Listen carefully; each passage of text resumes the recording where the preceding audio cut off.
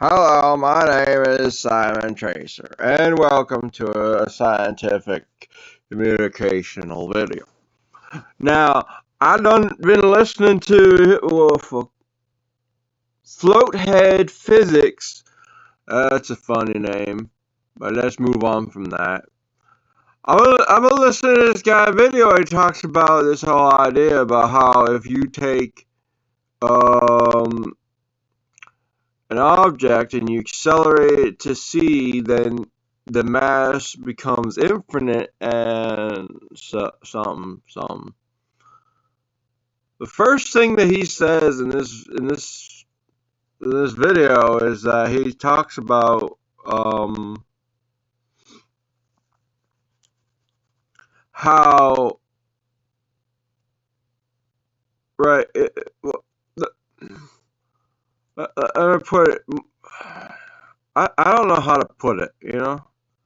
It's hard because the way I see it, okay, kind of different. And it's important to understand this. E equals mc squared means also if you wanted to, you could go, well, then the mass equals the energy divided by the c squared. So what does that actually mean? It means as you approach, if you're going from a regular speed, right, once you get to c squared, once you get to the speed of light, right, then that mass,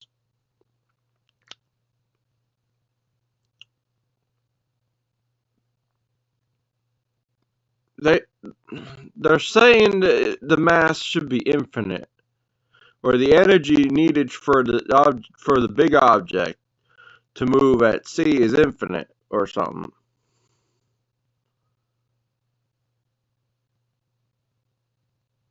But it's interesting to note that if you think about it,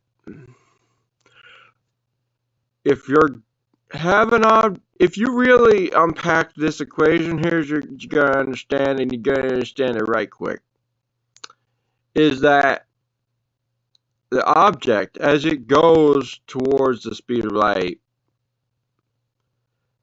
it's no longer dividing. The amount of energy can't divide by the c square anymore because it's at the c square. C square equals is irrelevant. You're not approaching anything anymore. Fast once you get to that speed, and it's not that you have increased your energy exponentially and you have a strange, crazy amount of mass. The reason why people think of this equation and then they think, well, the object then dividing, you see, the division and multiplication in this thing, well, it's energy equals the mass times the c squared, meaning regular speeds, right? Whatever the mass is, once you accelerate to c squared, you get this amount of energy. Well, light already is at c squared. So the multiplication factor equals, there is no c squared anymore. So it just has the energy that it had, the mass that it has, the energy that it has. There's nothing else that you can get from it. According to these type of logics, in order to go faster than the speed of light, you have to have negative mass. A negative. Hold on. Some kind of vacuum energy.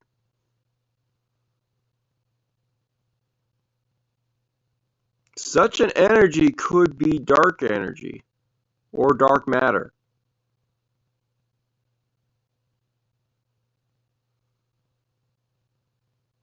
or we won't. I don't know if I want to get into that, but I'm going to tell you there's a problem here. Because first of all, there are objects that go fast as the speed of light and faster, and they ain't going backwards in time and all these things. Objects moving faster than the speed of light. Like here's the thing. Let me explain something to you here. Right? They say that you have to impart more and more energy for an object of mass to get to the speed of light.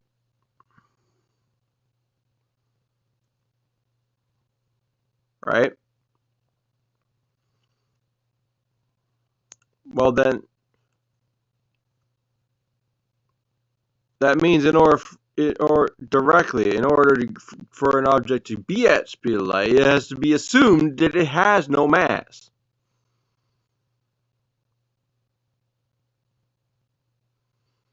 Fascinating thing.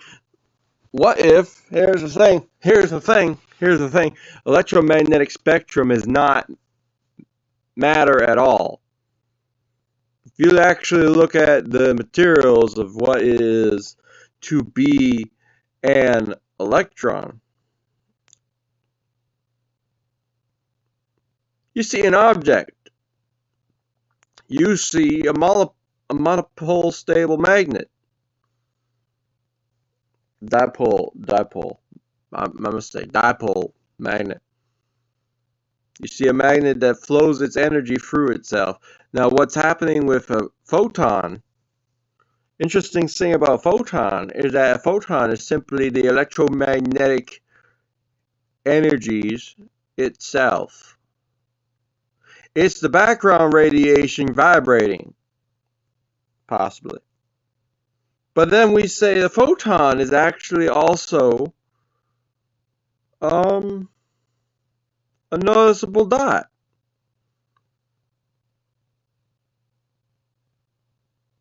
Like there's a packet, little photon particle you can maybe look at.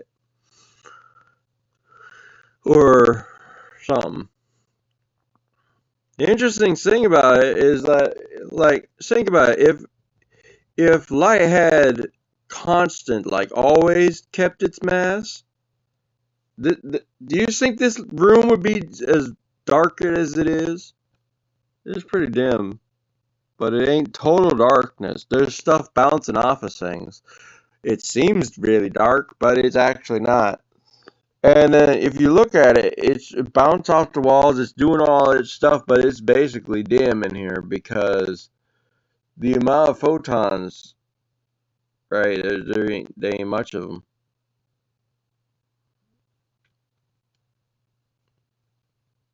And they all stop at some point. So the more shiny surfaces, such as, how do you turn this around? More shiny surfaces, such as that little bright spot over there, is a part of mirror. And a mirror has reflective surfaces have more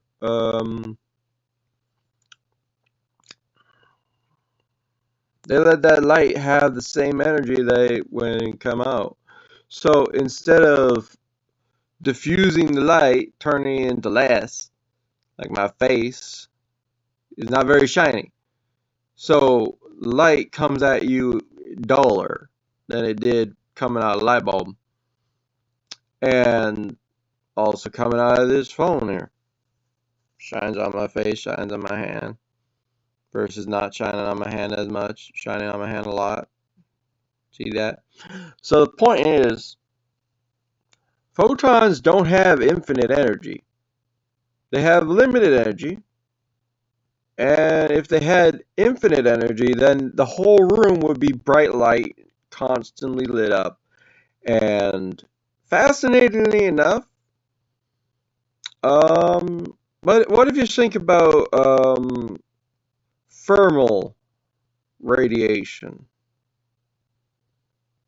ultraviolet, or sorry, infrared, inf heat radiation, infrared.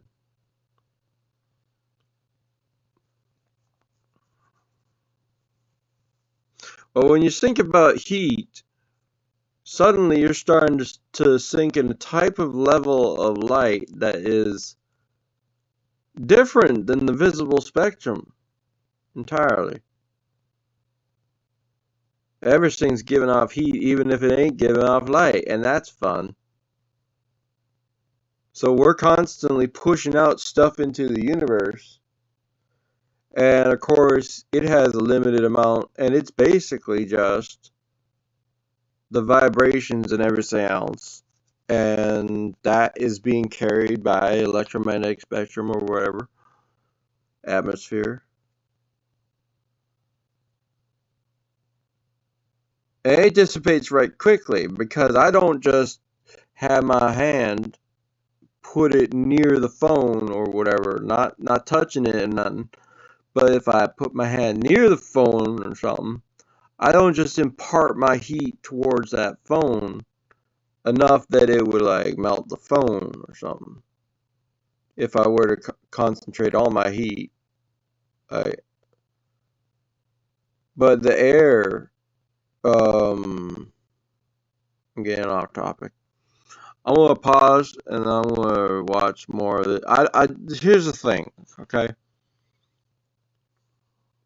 Said in the beginning of this video that if you start moving an object, a spring, you change the structure of that object, right? You impart heat into something. You're imparting. There is a energy inside that object that changes, and then once you go to a ball, right? You got the ball, and it doesn't have that energy. It doesn't do that anymore. Because once it goes faster, it's not actually having its own energy. It's having a different thing going on.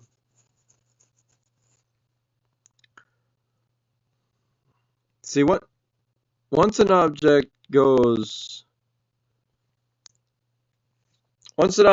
faster, its own energy is actually, or its own mass. Like, just think about it, the kinetic energy. Once it smashes into something, it's gonna give off a bigger shock wave than if you just lightly pushed it and it lightly bounced against the table or against a wall. It'll make a tiny sound and it'll do nothing. But if you give it a bigger push and it goes faster, then you might break through the wall and the universe. Careful when you're pushing balls. Give them light pass. They like that. So, think about it. Kinetic energy. Once you go faster and faster, the amount of energy imparted into the system is increasing. Yeah. And for an object of mass, you get kinetic energy saying you go fast enough, a damn rod sped up to 10,000 kilometer an hour, Mach 10 or some bullshit. You can have that thing slam into the ground, it goes boom, and it goes and it makes a big explosion of basically dust and stuff. It's almost the same as an atomic bomb, how asteroids hit the Earth back in the day. And that's a thing. So it's like objects going faster because they have mass. Oh, YouTube is upgrading. That's nice to know. I didn't suggest that, but it's doing it anyway. Anyhow, I didn't watch all your video yet. Not yet. So it's like when you talk about all these other things, you gotta also include. There's also this thing people say about how if you have object going, how do I put it?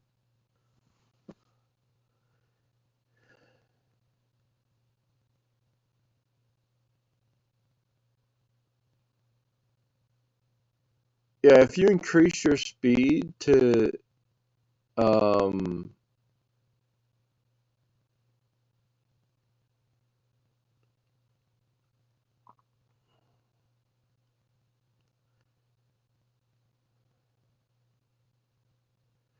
if you increase your speed to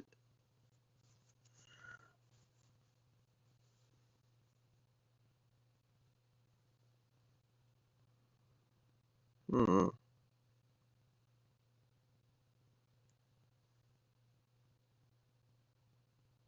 where the hell was I?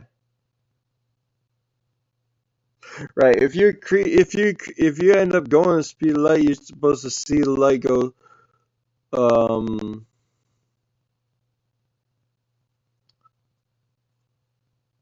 where its normal speed of C. It always looks like it's going speed of C. Now, here's what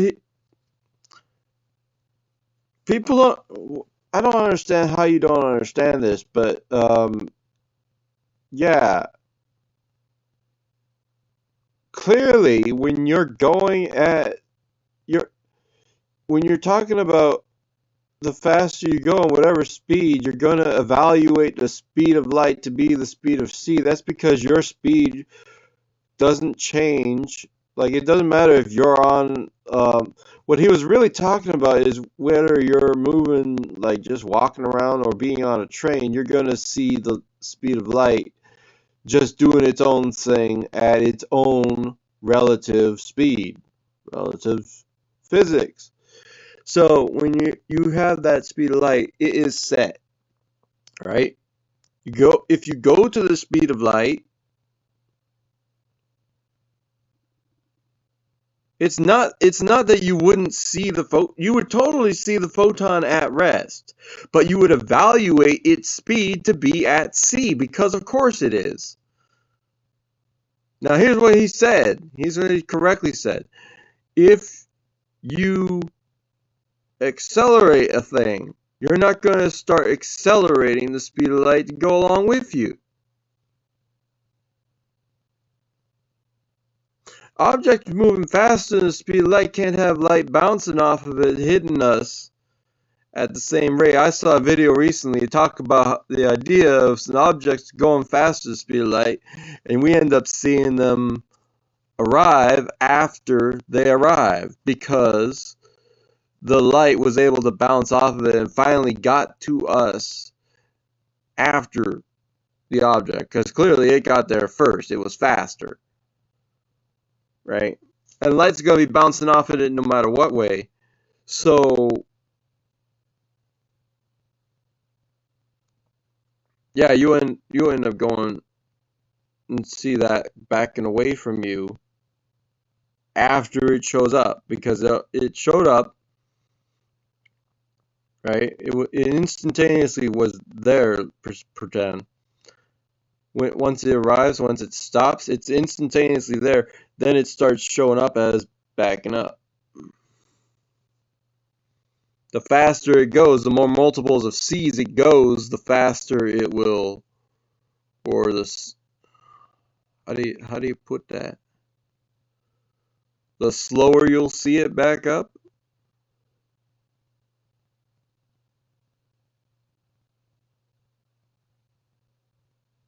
I don't know.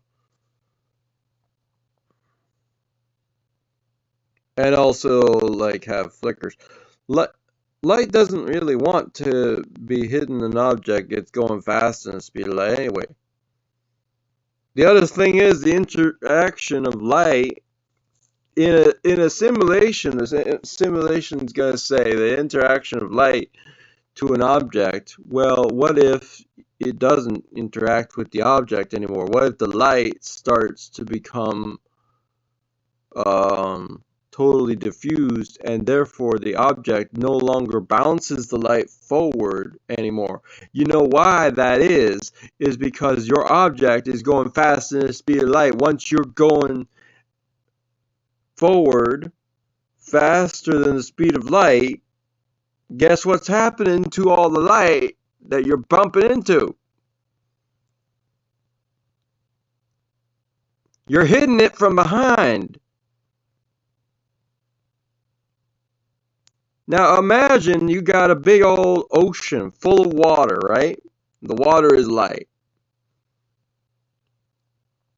If you're going at regular speeds below the speed of light, then you're going to have stuff rippling through and whatever else. But once you start going faster than the speed of light, it is no longer... What? Holy crap, that's a revolution. Holy sh... Okay, I gotta explain something to you. Optically, objects going faster than the speed of light are not visible. Once you start looking at it, where the hell is that video? It's so far into the past of my viewings. I gotta explain this to you. It's blowing my mind right now. There it is. Okay, here, understand this. Pretend that you're going faster than the speed of light, right? Suddenly, as you're moving forward towards the light, and the light is trying to get away from you, why the hell would you expect there to be any image going backwards away from the object? This video is not only wrong, but it doesn't understand interactions of objects whatsoever, and it's just a simulation based idea, thinking about mathematical and all that. But you can't. You also have to think about the physical. This is important. This is beyond important. Let me show you this shit. This shit's gonna blow your freaking mind. That is an object going apparently the speed of light. All this stuff is completely false. Oh my god. This is not what happens once you go faster than the speed of light. Right?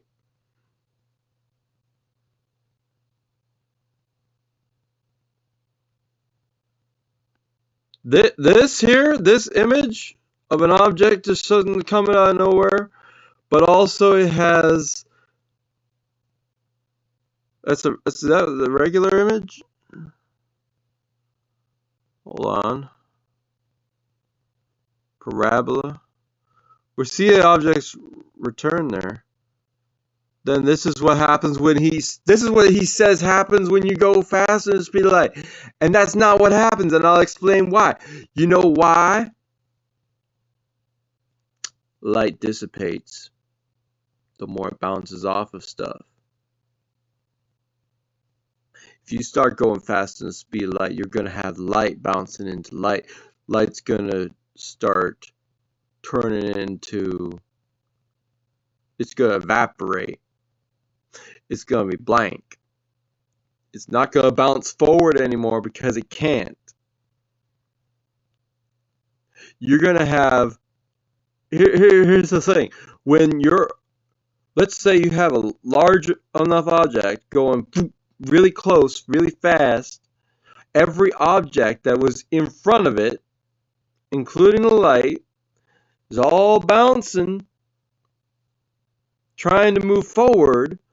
But as it is going, it is hitting the front of that ship. It's not going to be able to bounce forward.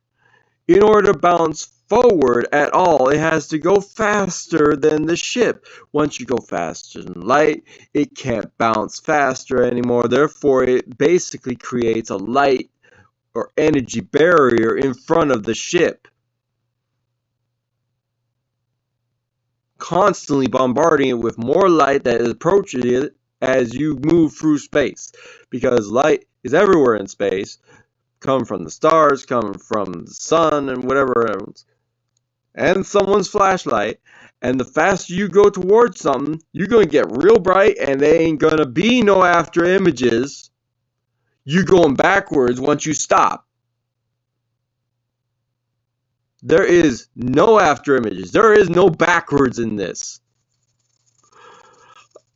And here, I can't believe people don't understand this fundamental property.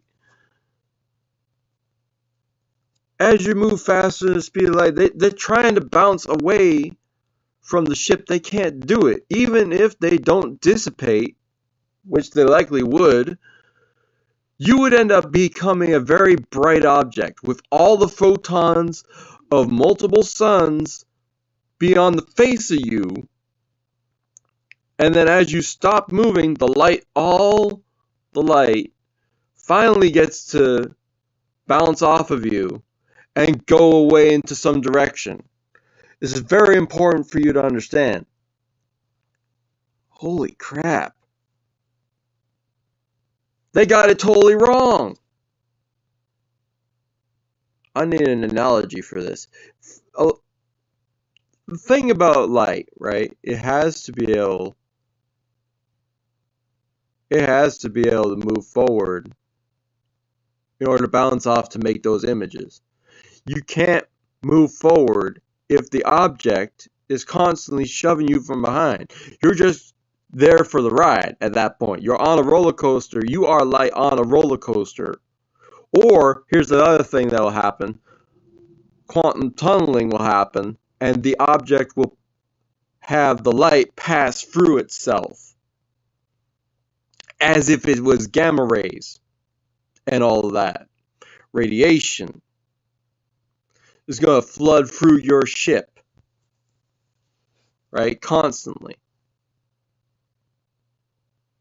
So you have to dissipate that with a radiation shield of some kind. Some amount of water, some amount of mass, some amount of freaking lead or something.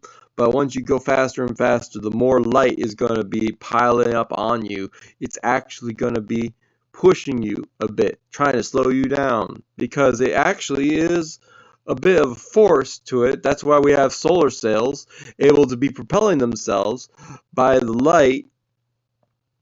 Okay? That's coming from a star.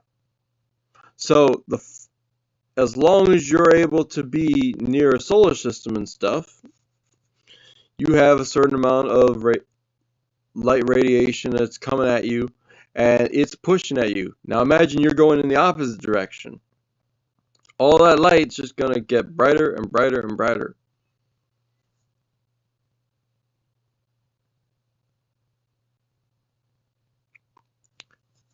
Now, yeah, chances are it's just going to turn into like gamma rays, ultraviolet, whatever, blah. It's going to basically be effective as extra sped up light because it's hitting you at extra sped up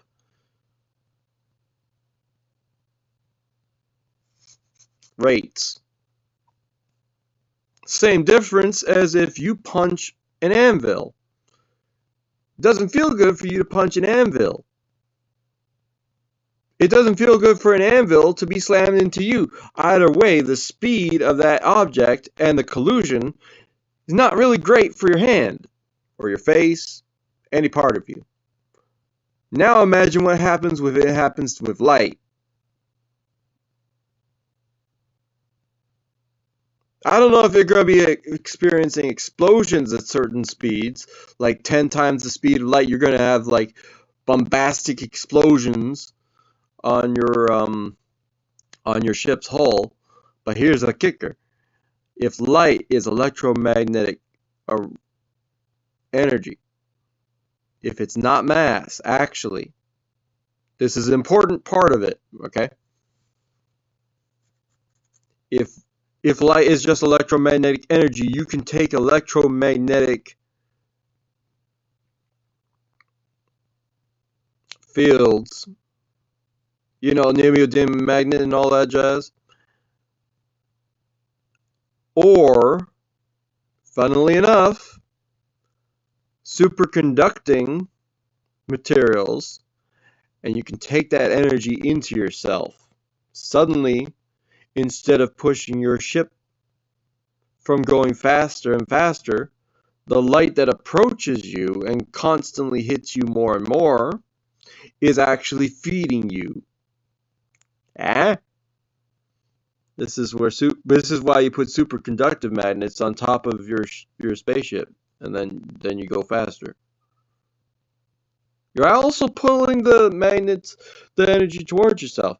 The other thing you can do, again, vortex engines, really important. You got to understand this. The vortex is the most powerful thing in the universe. Okay, that's why yin yang is so powerful, but also, no, forget it. A vortex, like a vacuum, like a hurricane. Do you know why it's so good? Because the objects are swirling around whatever that center part is. There's nothing touching that center part in the eye of the storm. Your ship is going to be in a vortex if you're smart.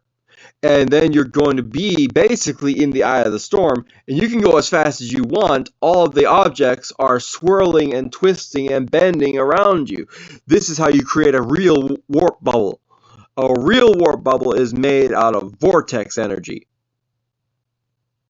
Now, I ain't stupid and I ain't crazy. I am knowing what I'm talking about. You're going to be in the eye of that storm. You're going to be flowing through space and time. It's going to be warping around you, and you don't need any negative mass. You just need to twist. Good old dick twist, and you get yourself through space without touching a damn thing. It all floods around you. Right? It's all directed to the sides of the ship, around the ship. You start going faster and faster, it's less likely to be deflected and flow around your ship. So you gotta go even more violently about your flowing. Not to mention the fact that going straight through your ship is the easiest thing for that object to do. So guess what? You're gonna make your ship a donut that's gonna spin, and everything's gonna either go around on the outside or around on the inside of that donut spiral. You're gonna go faster and faster and faster. And even if you're going fast enough that objects can get into the eye of the storm, they're going to go right through the ship, and they're going to continue as basically nothing happening.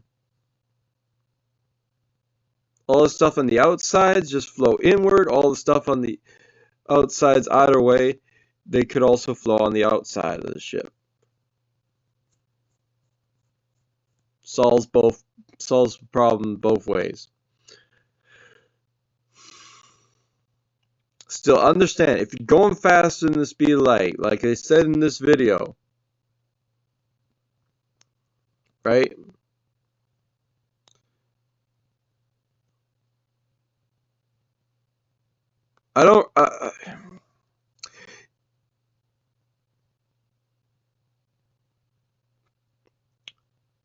Particles can't be accelerated past the speed of light because they are not able to propel themselves. They're particles. They're rocks. They're just flung rocks. That's all there is. So you gotta understand this. Your ship is not a particle. It's not a rock. It is a fan. It is a propeller. It is a plane. It is a ship that is electromagnetic boosting itself, or it is a rocket with jet engine fuel and is propelling itself. Either way, I submit to you, your ship is self-propelling, meaning it will not be limited by the speed of light at all. Now you say, oh, well, you can't do it. You can't possibly get to the speed of light. The question is not whether or not you can get to the speed of light. The question is whether you can even survive going at that speed if you hit nothing or not. I personally submit to you that it's more likely that you're going to go faster than the speed of light if you have stuff to hit, because you can take that hit energy and then convert it into more momentum. The faster you go, the more you're hitting. The more you're hitting, the more you can convert that into more moving faster. once you start using this kinetic energy transfer, the more faster you go and the more stuff you hit, the better off you're going to be sailing through space. No problem. Because the more you have to grab onto, you realize if you have an electromagnet that's pulling everything towards you, just moving towards that object, right, becomes easier to pull it towards you. Every bit that every instant of time, microseconds, is stuff being pulled towards you, and you're all flowing and you're shunting it out the back, and you are pulling yourself through space at this point. You're not pushing, you are pulling yourself through space.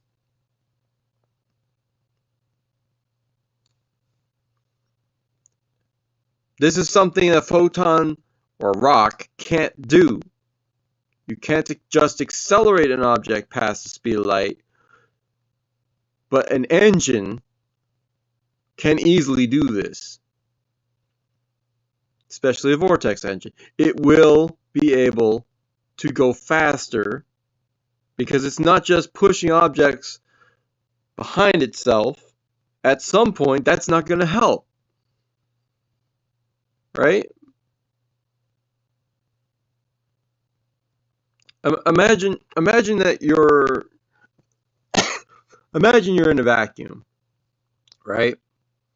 The stupid idea of an object going faster than the speed of light in a vacuum is that it has nothing to push against. Imagine you're trying to jump. How are you going to jump? You got to push against something. Imagine you have a bunch of nothingness around you. You can't push against anything. You're going to get no more energy out of that system. Nothing. There's nothing to get because there's nothing around you. But once you start having more stuff around you, then you're able to push yourself against it. But once you're going faster than any object that could possibly be behind you, it's the stuff in front of you that's important. And that's why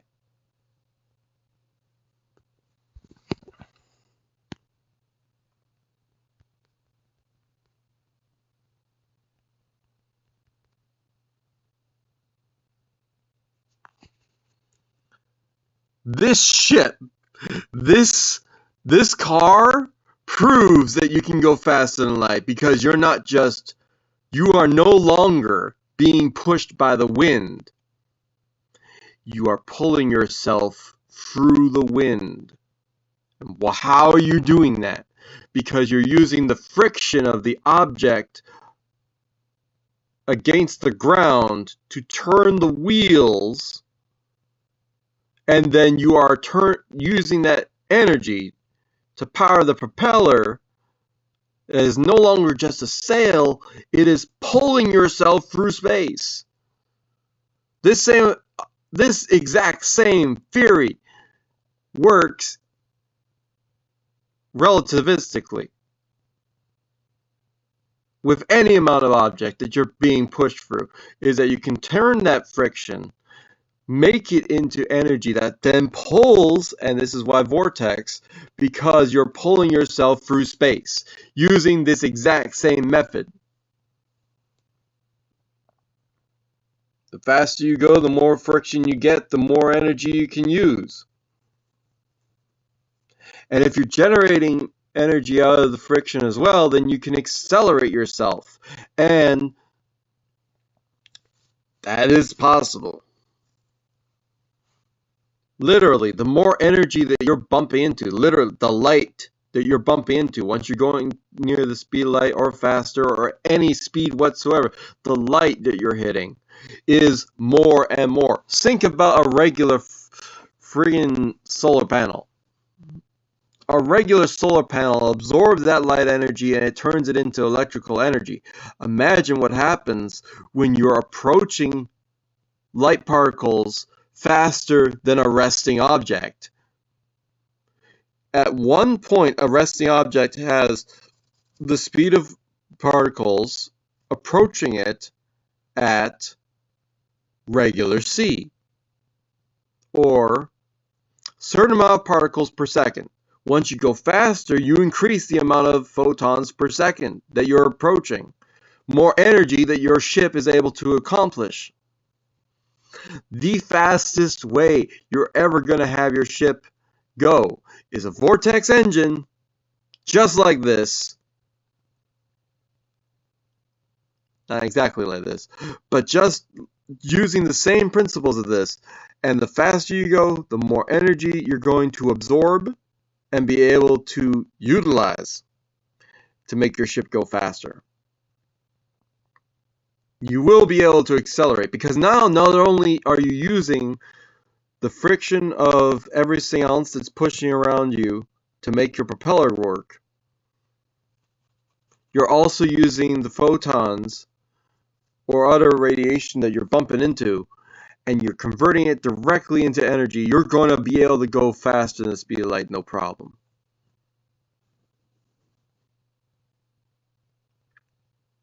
So let's imagine that you're a regular solar panel that's capable of having 10 watts of energy.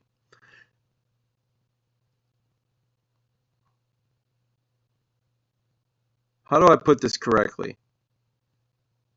Or do I care? Let's say that you have a solar panel that's able to collect what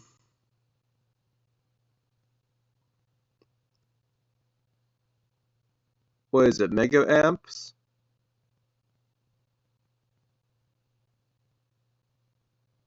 Is it voltage? Anyway, you're able to collect a certain amount of photons. Let's put it into packets of photons. You're able to collect maybe 10 photons per second, right? Because they are approaching you at that speed. Once you go at 10 times your normal resting speed, you are now able to get more light as it approaches you. Once you go to the speed of light, you're having approximately 100,000 times more photons hit you.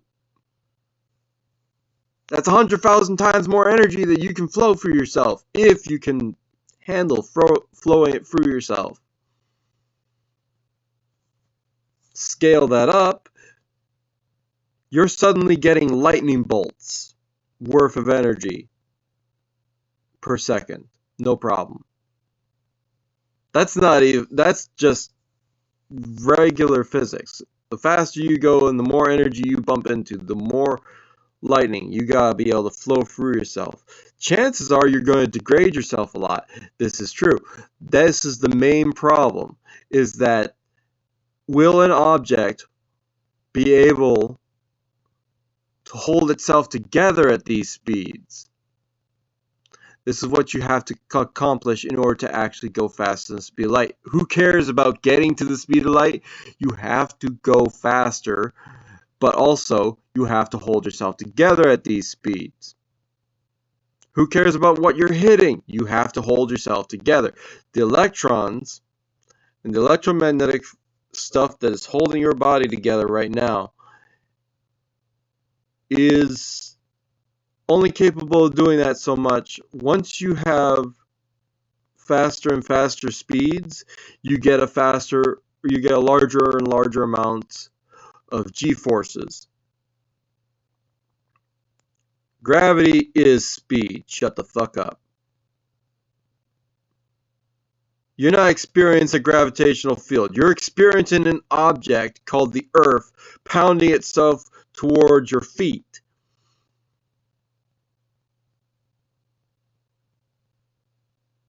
You are accustomed and acclimated to an object going thousands of meters per second through the galaxy. It's very important you understand this. You're already going at crazy speeds, but nowhere near the speed of light. Once you get closer and closer to like Mach 2, right? Speed of sound. you get closer and you get larger and larger amounts of gravitational forces. People in G-force training with planes and all that, they experience like maybe 5 Gs or 5 times the amount of gravitational force. Their body feels heavier. That is because that object, which is the ship, or the apparatus, is pushing them at a speed that is relative to the amount of speed that the Earth is moving times a multiple. That object is exerting a certain amount of force behind you. Everything is all pulling towards that object that is being forced towards it. So the structure of your body is going to basically liquefy at some speeds. You're not going to be able to survive going the speed of light yourself as a human unless you can either fortify your own body or negate the amount of momentum that you're experiencing, leading to the vortex engine again. The twisting of stuff, okay, forces you to experience even more gravity towards the outside. As you're going faster and faster, if you're twisting enough, spinning enough, you might be able to experience a counter effect. Now imagine that you're going fast enough in one direction, twisting in the other direction, and moving along that twisting object. You're still going to be moving forward. Everything's going to be pulled back. You're not going to negate these forces to your body. Speed is force when mass is applied.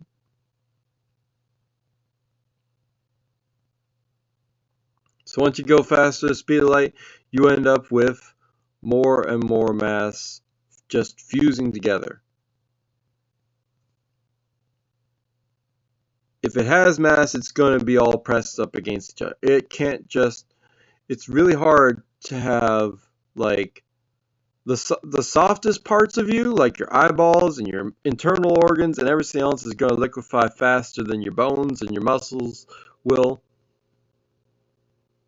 All them soft parts going to just collapse because they don't have a lot of structure to them. Bones, okay, and metal. These are the things that might end up crushing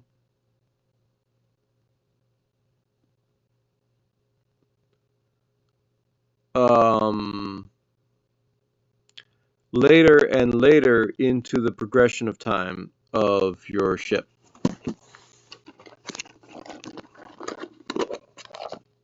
Ooh, chocolate balls.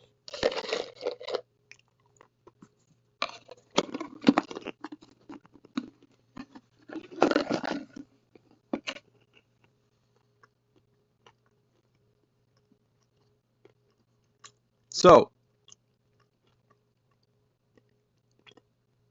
first of all, this episode is entirely incorrect. You wouldn't have an after image going backwards because all the light was bouncing off of the ship as it's approaching its destination. There was no light bouncing off of it. Okay? Except maybe in every other direction around the ship. Light booms.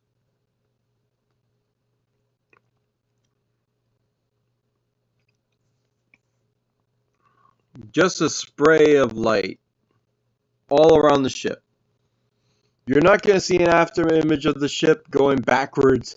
That will not happen optically. I'm sorry, you're wrong.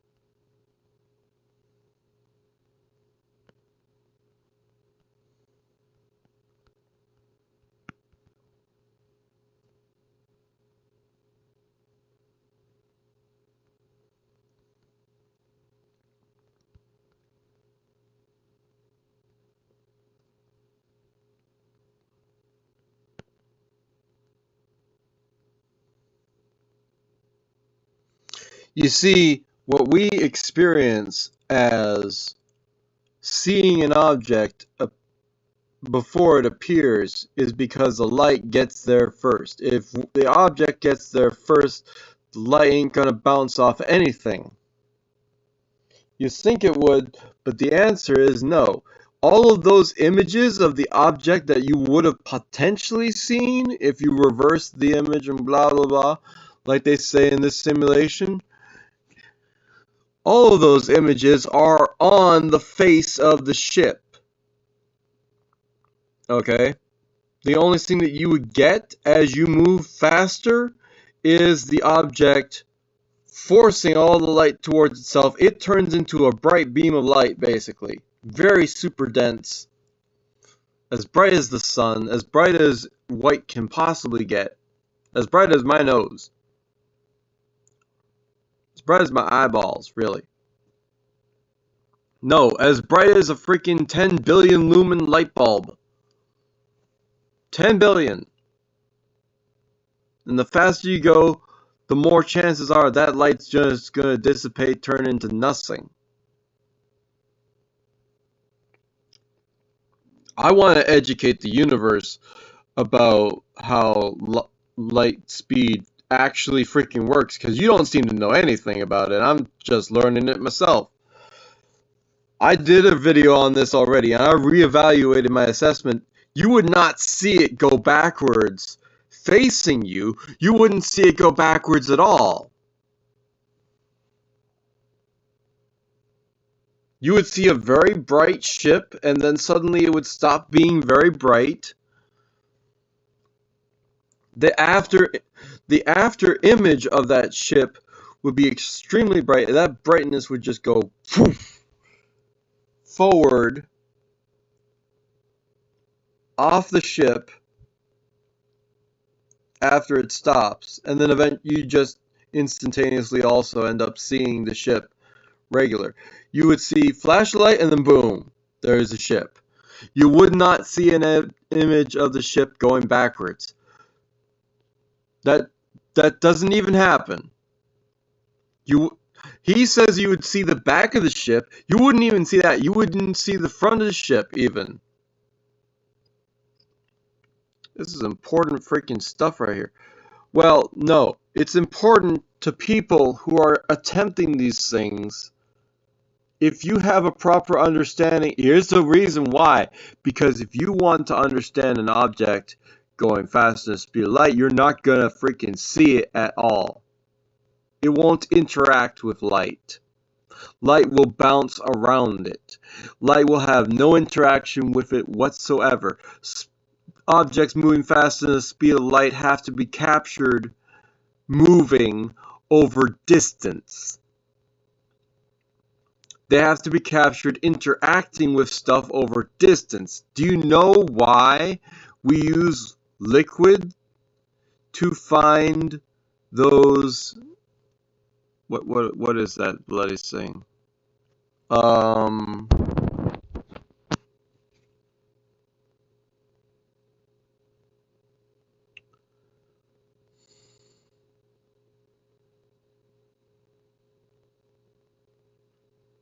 think it starts with B. What is that?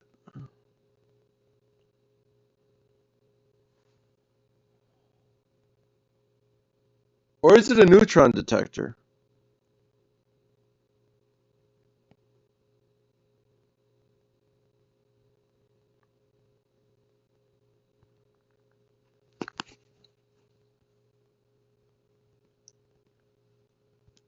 Okay, you're not helpful. You're also, wow. That's sort of helpful. Almost helpful. No.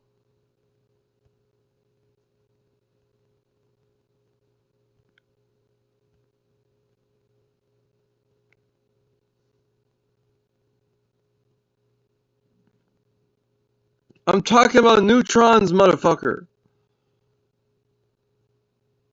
What? Is it a neutrino? Neutrino.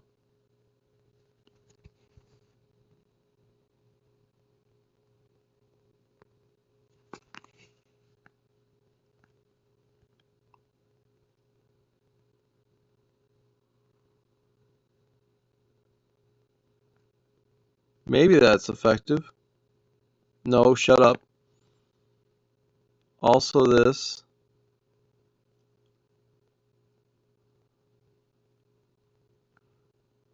From what I understood, I think... Yeah, that's cool.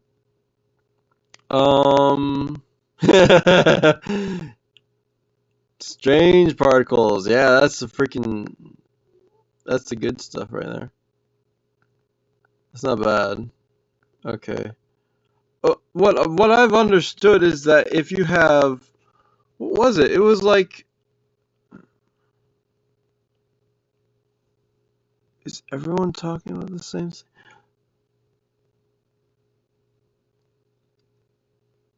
I've never seen this. I need to look at this. What is this? News. Screw the news. Talk about a science person talking about it.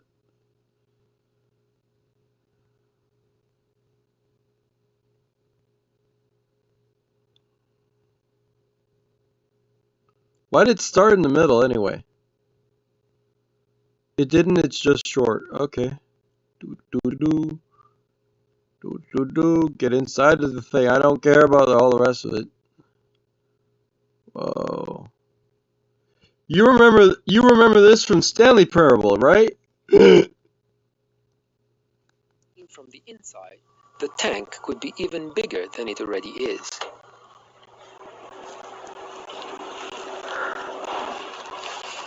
From the bottom of the tank, I could see the space above us, as well as the work being carried out beneath. It is hard to overestimate the engineering feat that creating this experiment has been. And it is paying off. Tsubake detector, hosted by Japan, discovered neutrino oscillations. Neutrino oscillations showed that neutrinos must have some tiny but non-zero mass. And that was a huge surprise, so much so that the discovery won a Nobel Prize, the second Nobel. Yep, cool. So it's an old video, cool.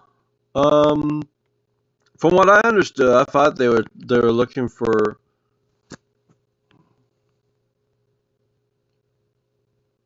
bosons. I knew it started with B. Is it bosons? I don't know. I remember Physics Girl talked about boson detector or something like that. I think. And the thing is, it would interact with the stuff in the water, and of course, as you would expect, being up on the mountain, the amount of stuff is actually thinner. Gravity's weaker, it's all thinner up there. So the entire density of your objects is less. The entire density of your pool is less. Once you go down to ocean level, the density is more, right? You also understand this about, okay, so what was it? Boson. Boson. Bodon? Boson radiation detector. Sure. Similar thing. No, that's not helpful. God dang it, I don't remember. I remember there was something about they were using basically just a bucket of water or something, some specific water that was reactive to those high particles. I forget what the hell it was. And maybe if I look at Physics Girls videos, I'll be able to find it. But the basic thing was that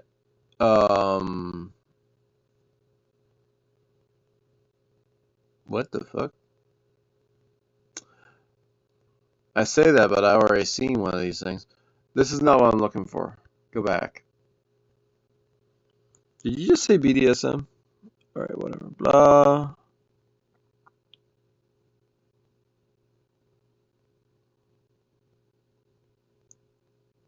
Yeah, it's crazy about that. And how you have these objects, they have a non-zero mass, but they're also going at extreme speeds, mostly because their structure is like crazy tiny.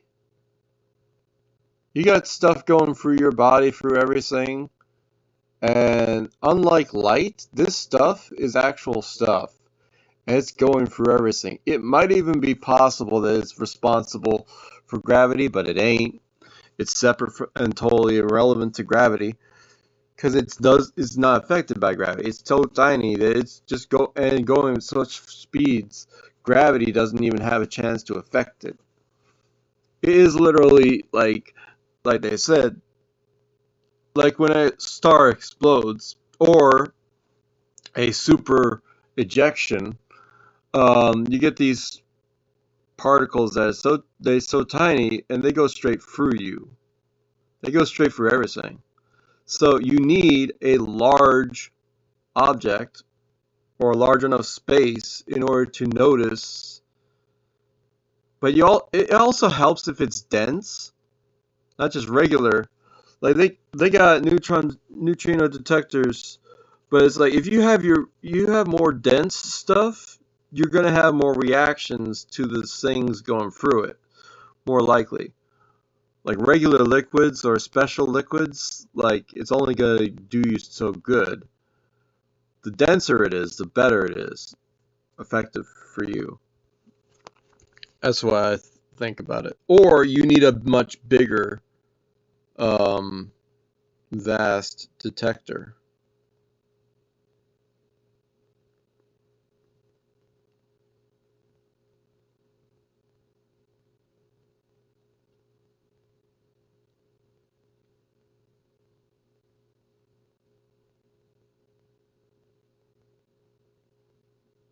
do.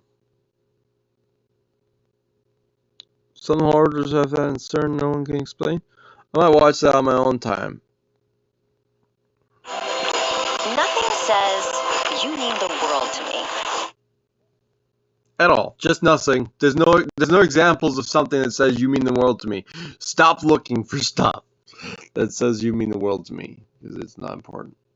Anyway, so the thing about it is objects moving faster than the speed of light are going to collide with the light. They're not going to have the light bouncing off of them in order to give an image of them going backwards and stuff, like I said in the other about response to the other videos that I've. And going back to this guy's video, I have to watch the end of it because the problem is he's learning things, and I don't think he quite understands how it's about a space-time diagram, and then a regular object at a regular speed, once it accelerates to the speed of light, it will end up having a certain amount of speed and mass or energy that it imparts. But if it's already going at that speed, it doesn't need to have a massive amount of energy or mass.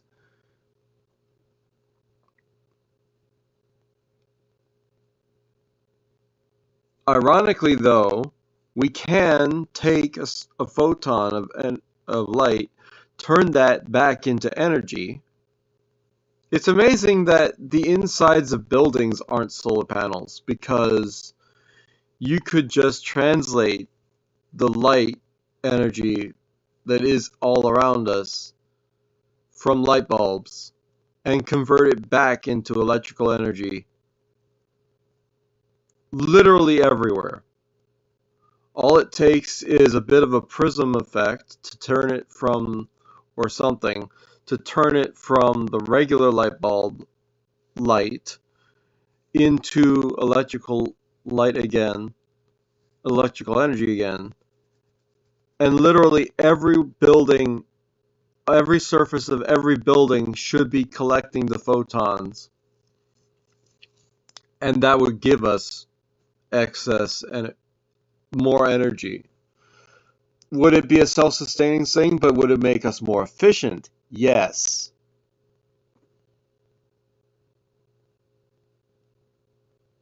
I didn't answer the first question because I'm not gonna. Figure it out yourself. Do it yourself. Put a bunch of solar panels inside of a building. Not affected by light, but affected by, not affected by solar light, but affected by regular light bulb light. Right? That's simple stuff that we take for granted all the time. If we start collecting that also, there would be more energy for. Is it good? I don't know. Standard solar panel just sitting in a room doing nothing while you have a dim light on is not going to have a lot of firings. But what if you had a solar panel that could collect those photons, get those energies, make those reactions, give you that power from just being in a room that has a light bulb turned on? Multiply that by an entire city, and you have a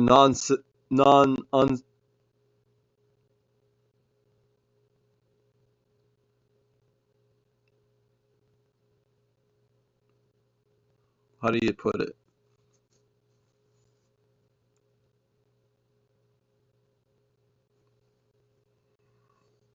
It starts becoming a larger amount of energy. Similar to how some person talked about, well, we could just get the radio waves and attract them and collect them in our buildings and stuff and gain that power from radio waves. Regular circuitry aren't designed for doing that, but you got to imagine that the wiring inside of an entire building is also going to gather the radio waves anyway. It's like, yeah, we have the radio waves. They're all over the place. And people make a stupid statement as, well, we have to generate those radio waves in the first place. Hey, smartass, I'm telling you right now, we're already generating the radio waves. If we start collecting it and using it to make power, we will end up making power. And if we're able to understand that the small tests showing that over a course of time you end up with a large amount of power over a system that was retrofitted to collect radio waves and make those excitations to make a capacitor fill up with power, right? Multiply that, instead of just one room, multiply that by the entire city, and suddenly radio waves are no longer a tiny amount of power that you're collecting. It's a vast amount of power you're collecting. And not just over time, but constantly. Radio waves being shunted out and then pulled back in by the infrastructure, turned back into usable energy. And the reason why we don't do this is because the amount of energy that we would gain from it isn't worth the infrastructure necessary to build it, is what we think. But seriously, you take one room of a certain size with these amounts of... The thing is, in order to do that, you would have to increase the amount of conductive material to all of the rooms everywhere. You would have to have conductive material over every square inch of every room. I have a serious problem with my chest.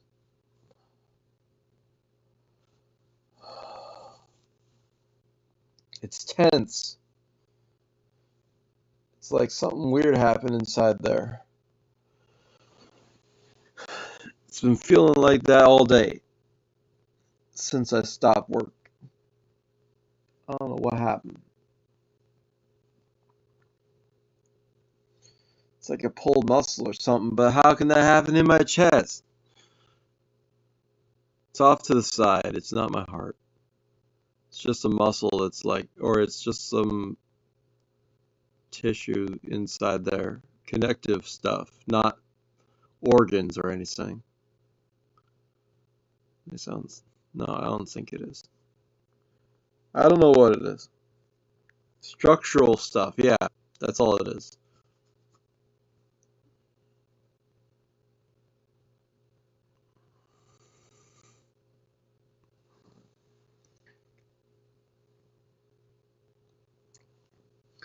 It's like if if you keep a face for so long, you're going to end up with straining yourself. Maybe I strained my belly muscles or something, I don't know. Something simple like that. So anyway, but yeah, but you got to ask yourself, what kinds of conductive material are we needing to make in order to make the entire city, everywhere, collect radio waves? Like, if it's not being efficiently collected by the wires in our building outright, then what kinds of conductive materials can we use, right? And is that safe? Like, you start heating that up in the heat of the day, is it going to be releasing chemicals and stuff? The answer is we can have conductive materials that it doesn't have to be metals exactly. There are all sorts of conductive materials that we can make. There are chemicals or whatever else, and all we would have to do is have this material everywhere. It's not like you're spraying like aluminum, making every room into a Faraday cage, although that'd be an interesting concept. Although that's basically what I'm suggesting.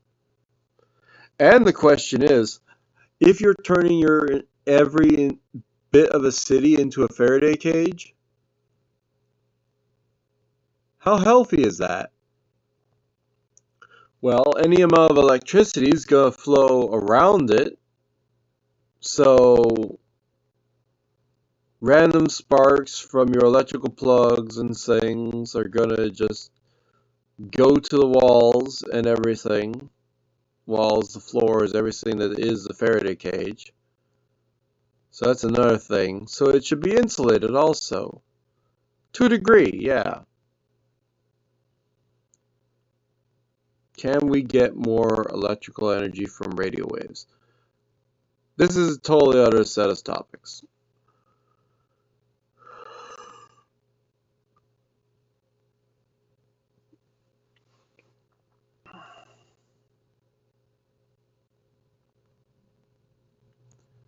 I end up thinking about it, and yeah, no, that it's totally wrong to think that there would be an after image of a ship going backwards. That does not work. Once you actually think about the physical properties of the object moving through the other object, like it's not just the same to say that the light would hit the object and bounce off. You have to understand, would it have the chance to bounce off? And the answer is no. It's being hit from behind by the ship.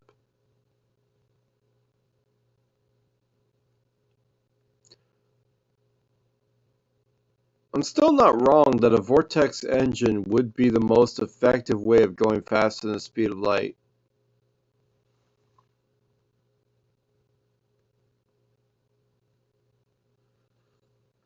Vortex, cyclone, twister, all these things. You're in the eye of the storm, you're safe. That's the thing. So I've talked about it. So then we talk about photons having either mass or not mass, and the interesting thing is electromagnetic fields and all of that, there's electromagnetism literally everywhere.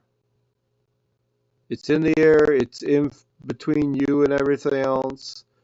It's the same thing as the ultraviolet radiation, infrared radiation, light, and all of that. Neutrinos are not radiation, however. They're not just energy. At the fundamental levels, there is, however, energy. And photons naturally aren't. It's not that photons don't have mass because they don't have substance. They technically do have mass because they're going at a certain speed. They do have a kinetic property to them. Technically, you could say they have mass. But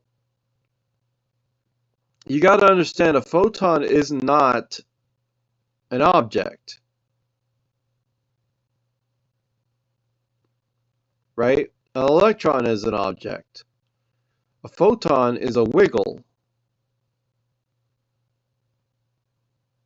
technically. Isn't it? A photon could be a virtual particle that persists.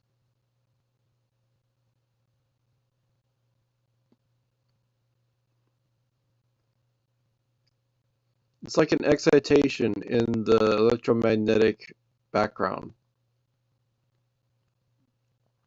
Literally, the moment that I have my screen go black, right? Or if I turn it back on, you notice there's more light bouncing out of my face. All that.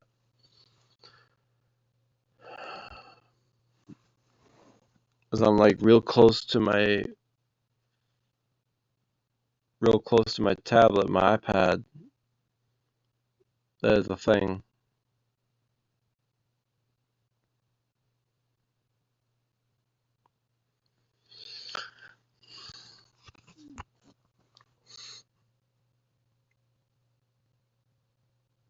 it is possible that if photons are just virtual particles, sort of,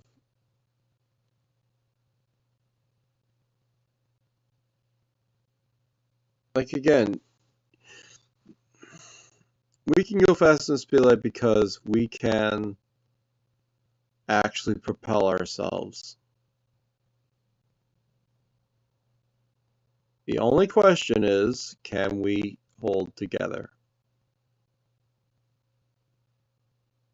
The answer to that usually is no. We would just be disintegrated, not just because it doesn't even matter if we could, if we can or cannot pull ourselves to the speed of light. We can. The question is, will we or will we not just disintegrate, turn into a bunch of dust or energy, basically? The faster we go to the speed of light, the more likely is we're just going to turn into energy. In other news, recently I've made some comments and people have liked the comments, and I'm like, thank you. Technically, like, moving lava in pipes is a very easy concept. All you have to do is have a certain amount of pumps moving in the right direction, and the lava will just go in that area. But if you wanted to, you can also convert the lava into buckets, and then you can move that via either put it on the conveyor belt as buckets, or you can put it into a chest and then transfer that on a minecart chest, which is like kind of easy. And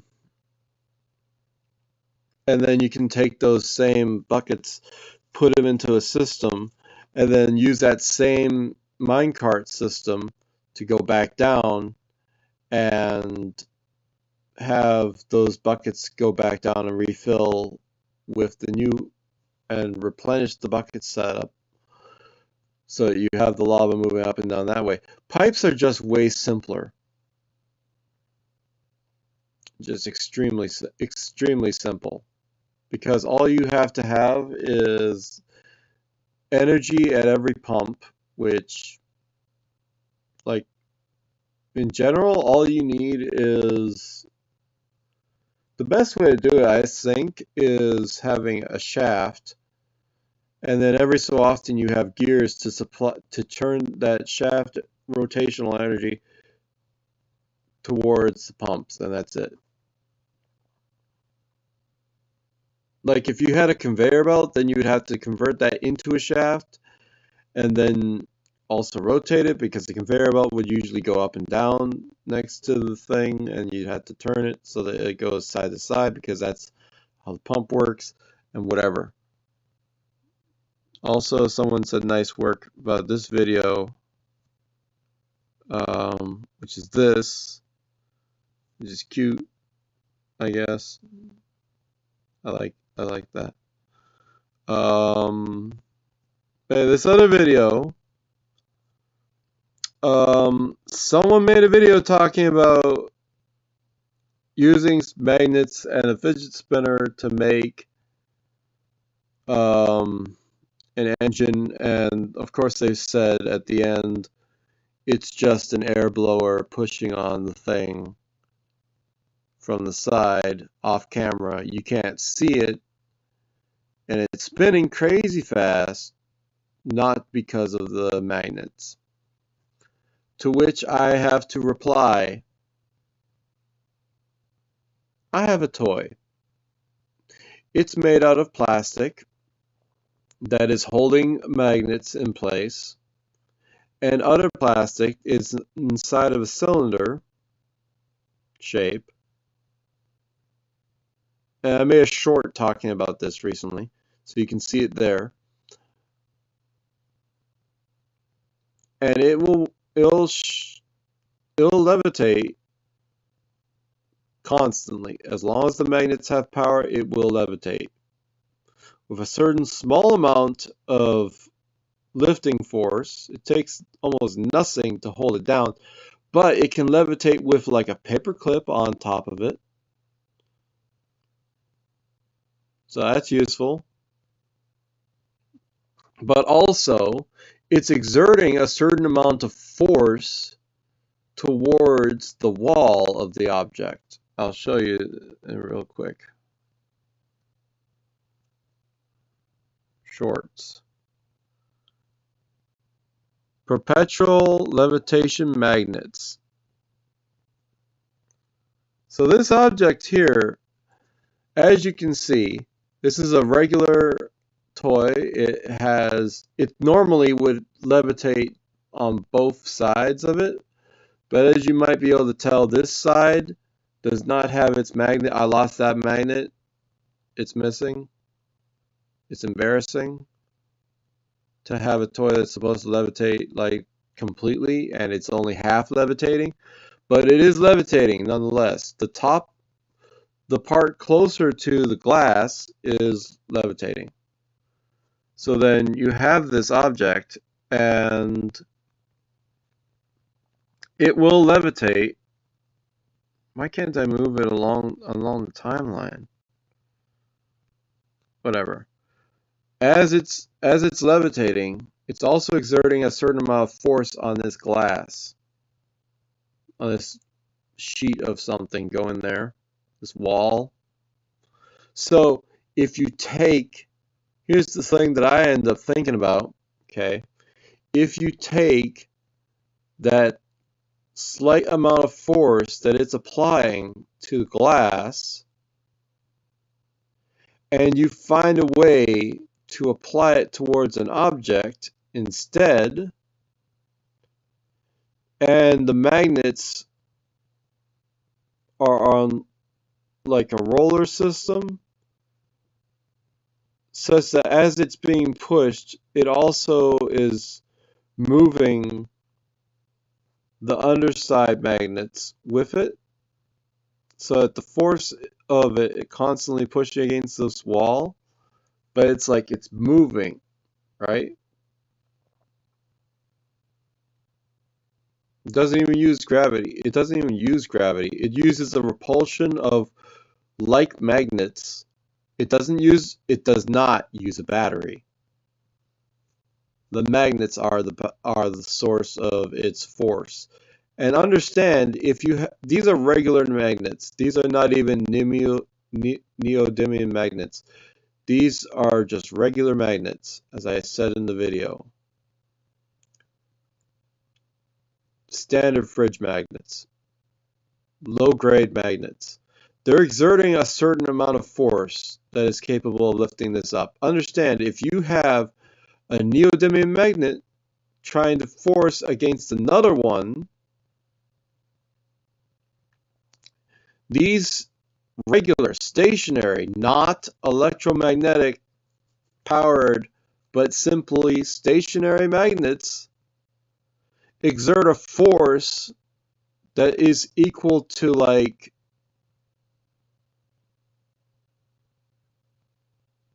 a couple 100 pounds or something, or 1,000 pounds, depending on it. It's a very large amount of force that these neodymium magnets of certain size are capable of exerting.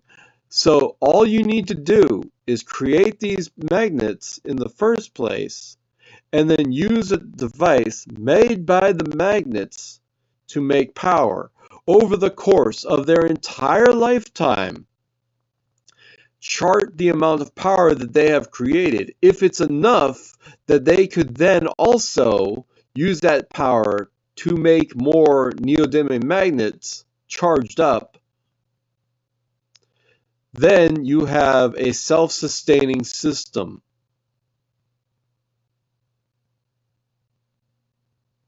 Right? And really all it takes is a bunch of magnets to constantly push on the object to try to push it up away from itself. A bunch of north poles, and then on the levitating object, also north poles facing towards them. They will constantly just push forward.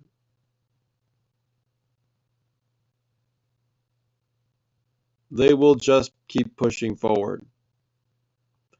And they will push against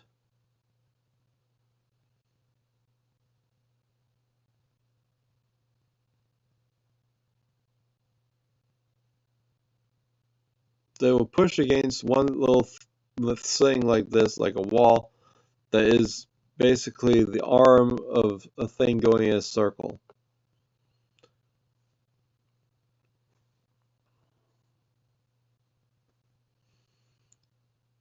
Right? That's all it takes. Neodymium magnets, they'll push even harder. With instead of this, which has maybe 1 ounce of force, they have 100 pounds or 1,000 pounds of force in them. Then you have electromagnets, they have even more force, enough to pick up an entire ton car. And you're telling me we can't use that to make power? Of course we can. It's called electric engines. Do it all the time. The thing is, standing magnets have their own force, have their own basic thing. So if you have a system that naturally can make the rotation of these objects so that the force applied to that wall is constantly applied and constantly allowed to move on any amount of rollers, it only affects the efficiency of the system. Any kind of rollers, right? Then it will just constantly be moving.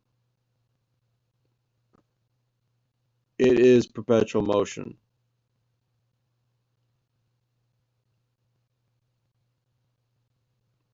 What usually happens with magnetism, however, is you end up with one set of magnets creating a bubble,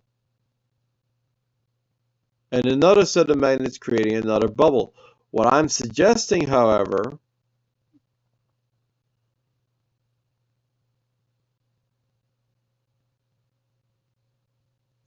is not a bubble that has that empty space in between the two bubbles where there is no force, but a constant ribbon of electromagnetic repulsion.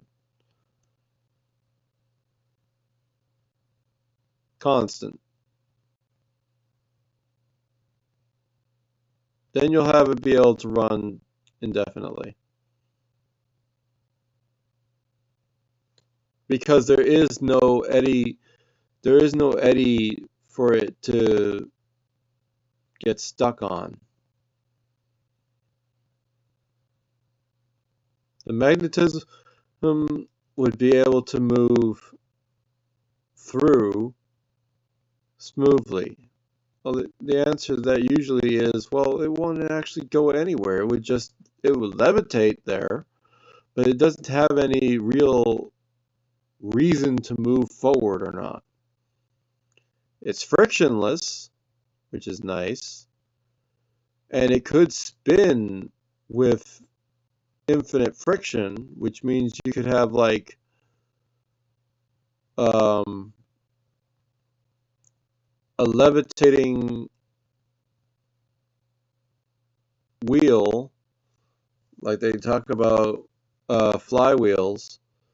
It can go at certain incredible speeds because there is no friction, and because of the levitation, they can constantly have lots of kinetic rotational energy put into that object, and then it'll all dissipate as it do.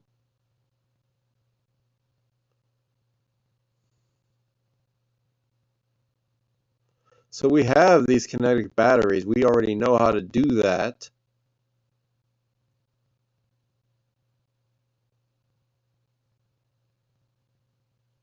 I still think it's correct to say that there is a way to have... So the thing is, you're talking about stationary magnets and a stationary electromagnetic field, where the magnets are in like a fixed position. I'm not talking about having them be in a fixed position. Relative to the levitating object, the magnets could also be moving. And the force applied to the dish is what pushes it.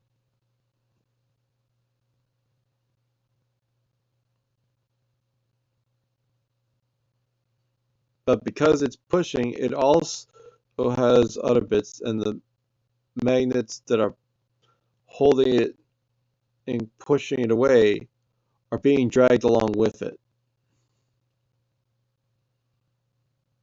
So the repulsive force is constant. It's within the tolerance that it would have consistent pressure, trying to keep it away from itself, from the one part, from the other part, right?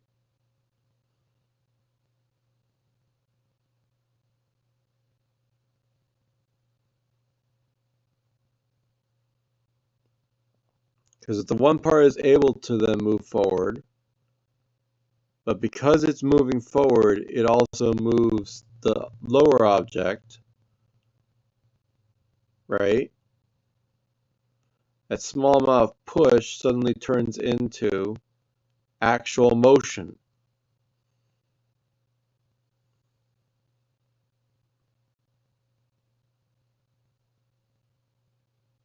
Everyone's thought of this.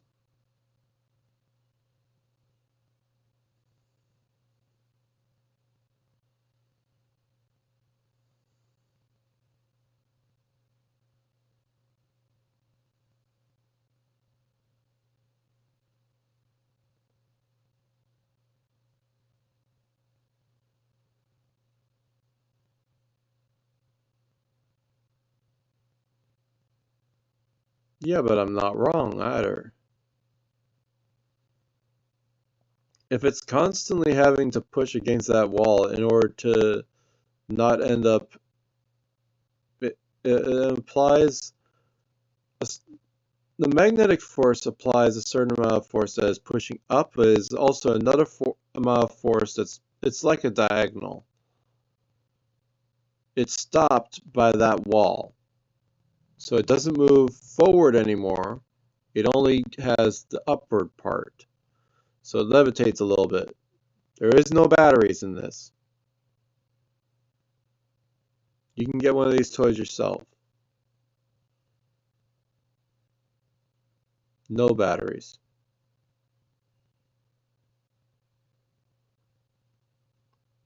Hell, anyone with two magnets can just prove it yourself.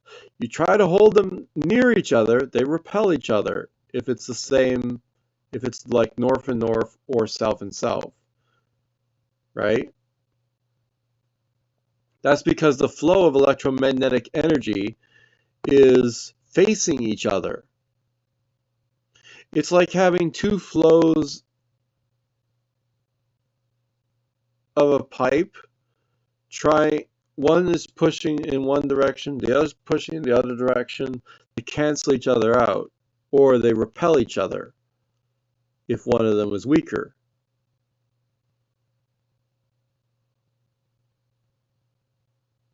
Or able to move.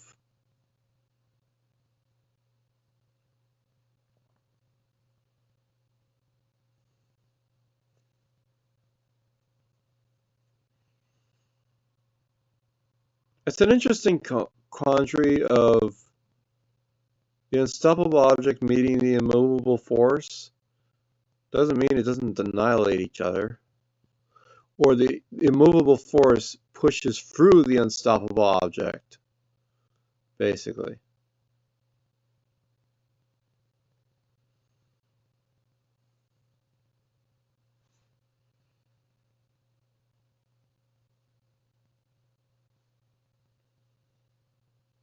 Funnily enough, energy, light, and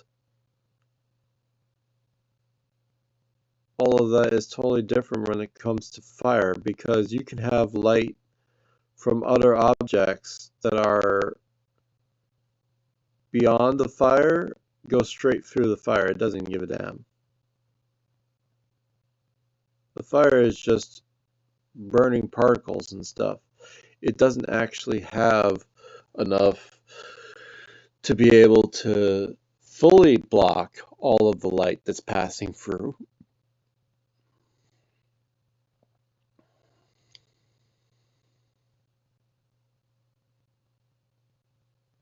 But they talk about like the perfect shield and the perfect spear.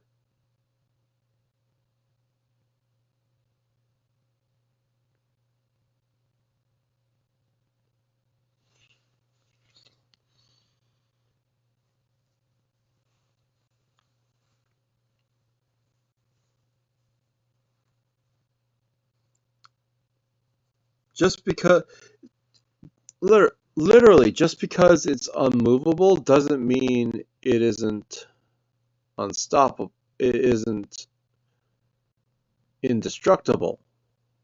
No one said that.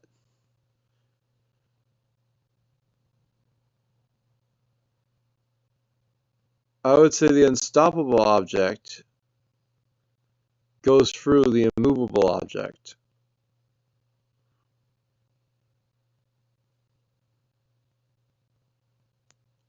It's like if you punch through paper, you're unstoppable. The paper can't stop you. The paper can't move because it's been put in place by like some tape and stuff, but you move straight through it.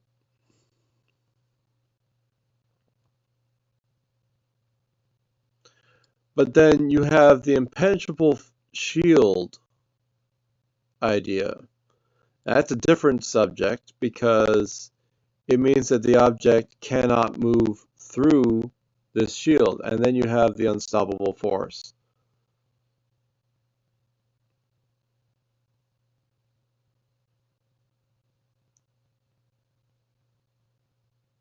Well, then the unstoppable object is the thing, or the unstoppable force is the thing that disintegrates.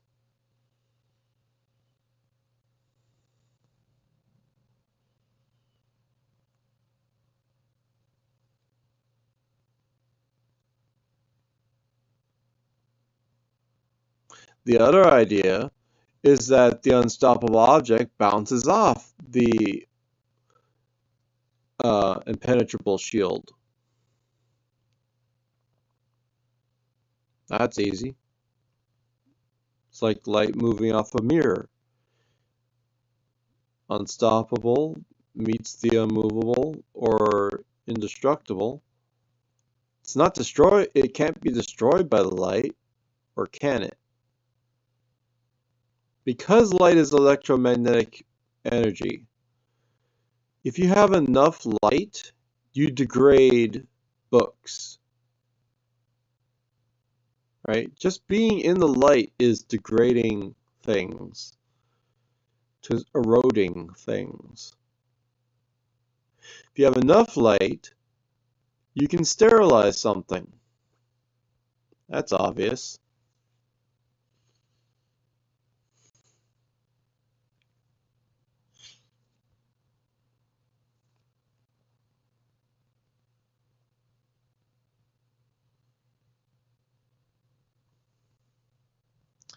I'm stuck on this idea that if you have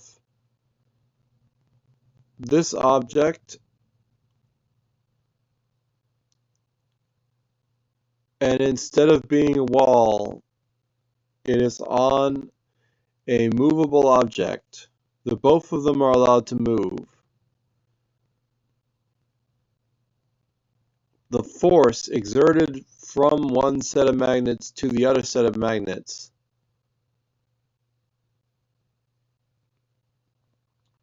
should allow it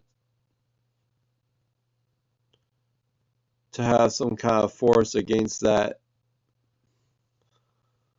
wall. It should be able to move.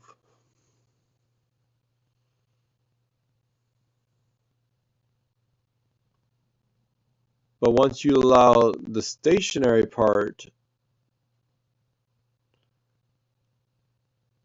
to move as well,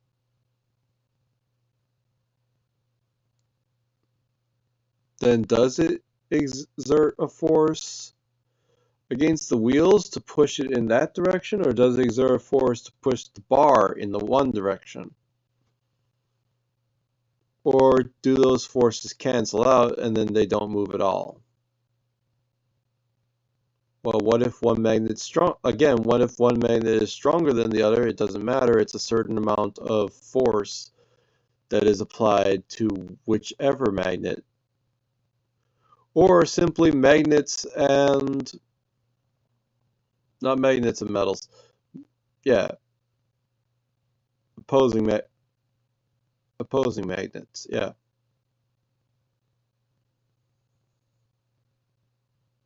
The only way to really do it is, the only way to really be sure for myself, and you'd think anyone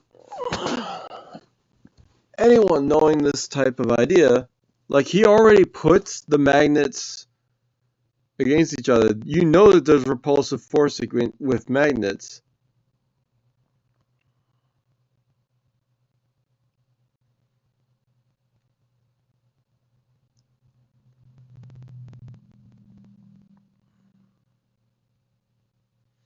If you arranged like for example, if you arranged a bunch of bar magnets so that all of the north sides all pushing in one direction constantly, and the other inside north-facing magnets, you'd think would be constantly repelled by the first one, at least. But again, once the force of the next one applies, then it's also pushing, right?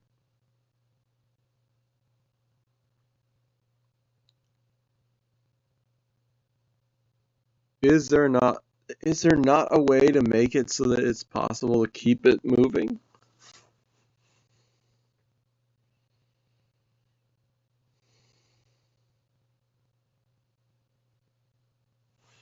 Laws of physics and thermodynamics and all of that stuff is only applicable if you have witnessed all of that stuff happening. So literally all you have to do to properly prove or disprove something is to make sure that you show the examples of what happens when you do this, what happens when you do that, and what is the actual thing that you're experimenting on, you know? Like if you're just talking about bubbles of electromagnetic field pushing a certain amount in a certain direction,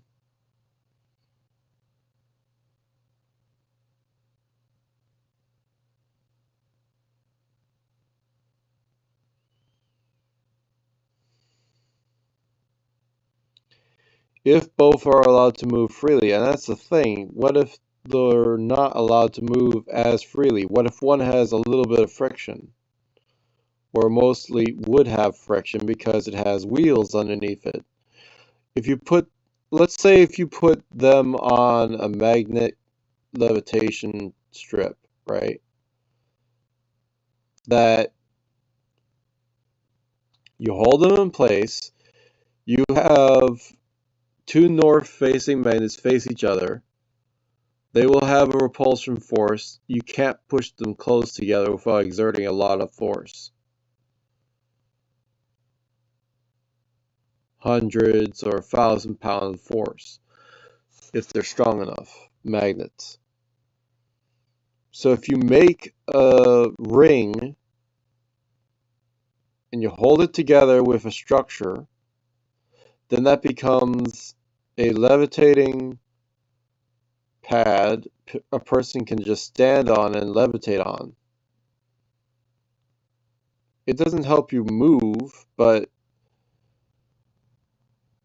it does keep you suspended, which is what you can use with like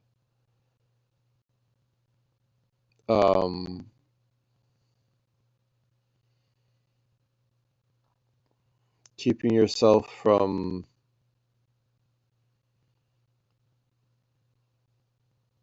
touching the ground and everything.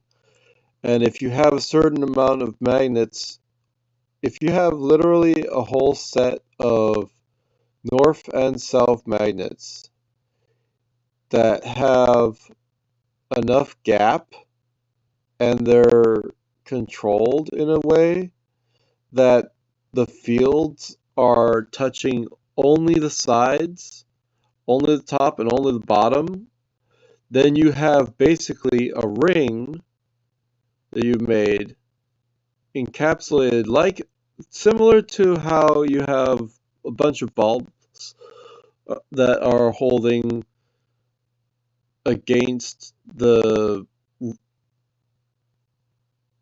structure of a roller coaster, right? You have the wheels that are on the one side, the other side, top and bottom. It doesn't have the ability to move, right? Off of that. And it has so much frictionless that it works so well.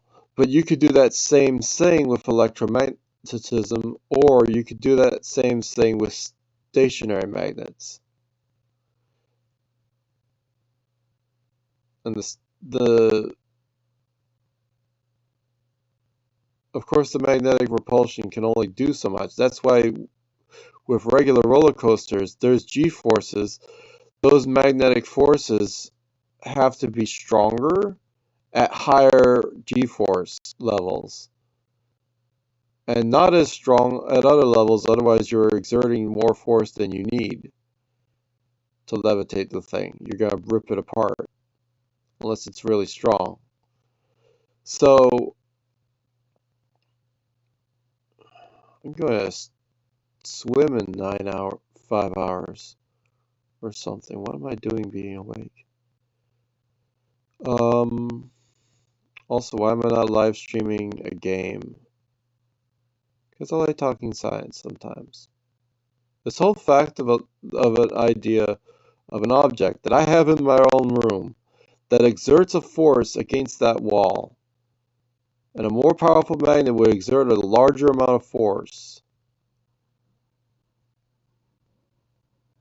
But you have to constantly keep moving the pusher towards the one being pushed, right? So how do you do that? You have to exert a force in order to do that. So then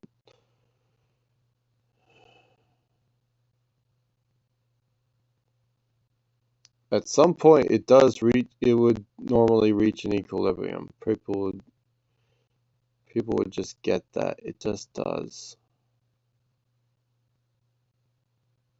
The fact that it's levitating, it is pushing against the wall in the smallest amount.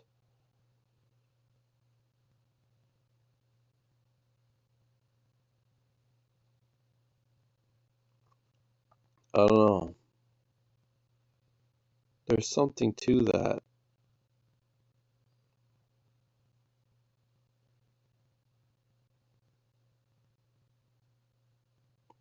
For example, if you had force applied to a set of nerves, right? They signal and they exert energy in order to give out that signal of there is pressure sensitive stuff happening. And it's a force that's constant. It's not a force that's changing. It's not a force that is able to increase.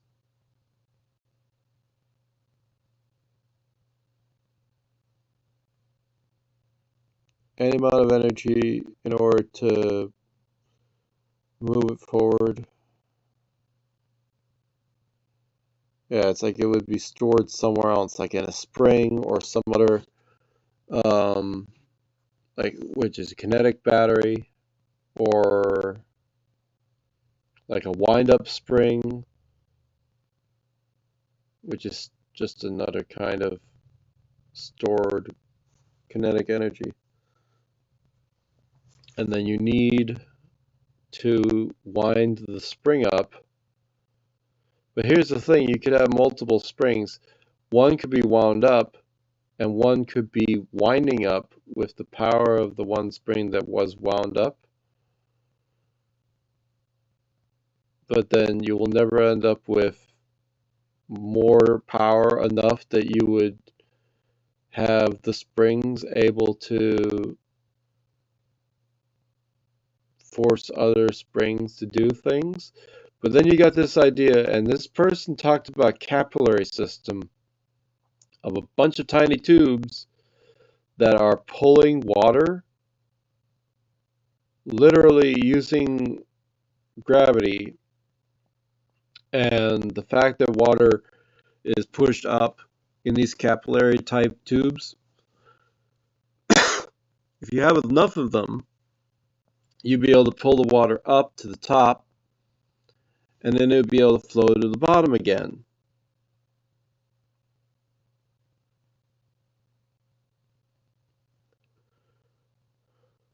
Allowing it to have a constant supply of energy.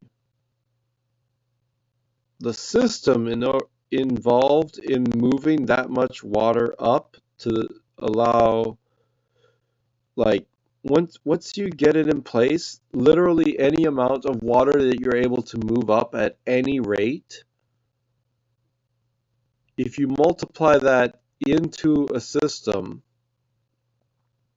big enough, let's pretend that you were able to, imagine you were able to make trillions of capillary tubes integrated into a single structure, like cardboard or something. And the water moves up this crazy capillary cardboard, right? It's a stationary object. Water just moves up it because it does. And then you end up having the water be up there and then able to move and fall down again with the force of a waterfall. If you're able to make a system big enough to do that, you would have a hydroelectric dam that is self-perpetuating. You could have that in a desert. The thing is, in order to make something like that work, you need many stages of capillary tubing, and you need a vast system, and it's very large, and it's more likely that the water in the system is going to evaporate out of the system than it's going to stay inside of it. But if it could stay inside of it and do this capillary action, it should be able to go up. If it's set to go up at all, then it will. Because really all it takes is for the pressure of everything else to exert more pressure than the water droplet exerts, holding down. If everything else wants to push down more than the water wants to push up, and then later on you have the exact opposite effect happen, then you have a constant power source. Literally perpetual energy.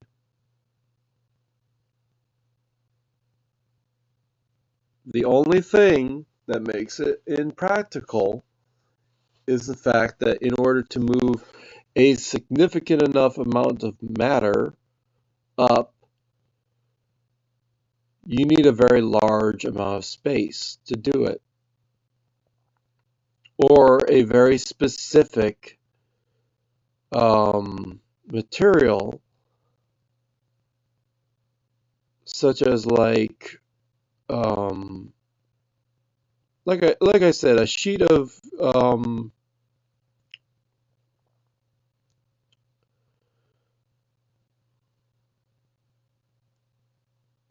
like rags can do this. Other small capillary type structures can be made in vast amounts. You can drain a bucket in the course of a day and whatever, and you move it up. And all that matters is if you're able to have that repeat, have that be consistent, sustaining. If it can be sustaining, then it would be an infinite power source.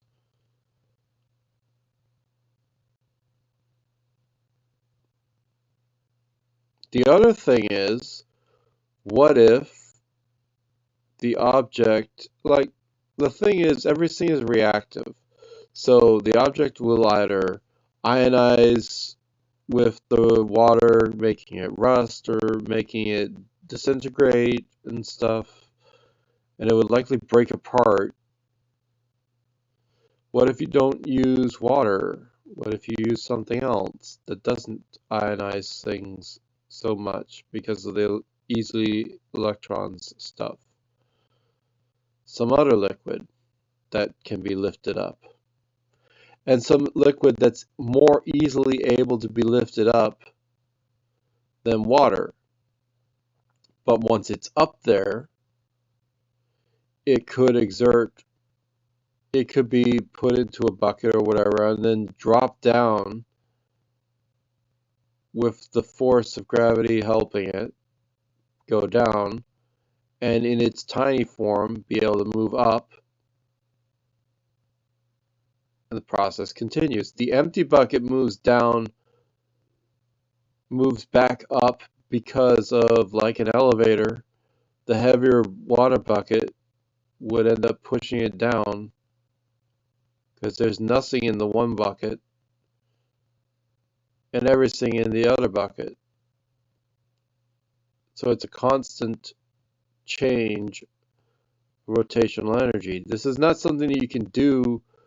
It's a constant change of position in it. And the thing is, can you do this with a small machine? I don't think so. And is it going to apply a lot of force and make a lot of power for the vast amount of space that you're going to be devoting to it? Or whatever. Let's say a cubic meter of this capillary type stuff, if it's designed right, should be able to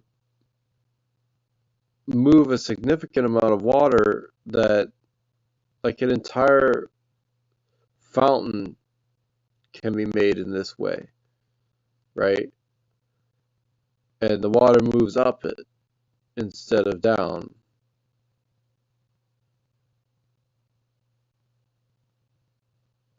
And then once it gets to the top, it exerts a force as it moves down because it's in a larger quantity.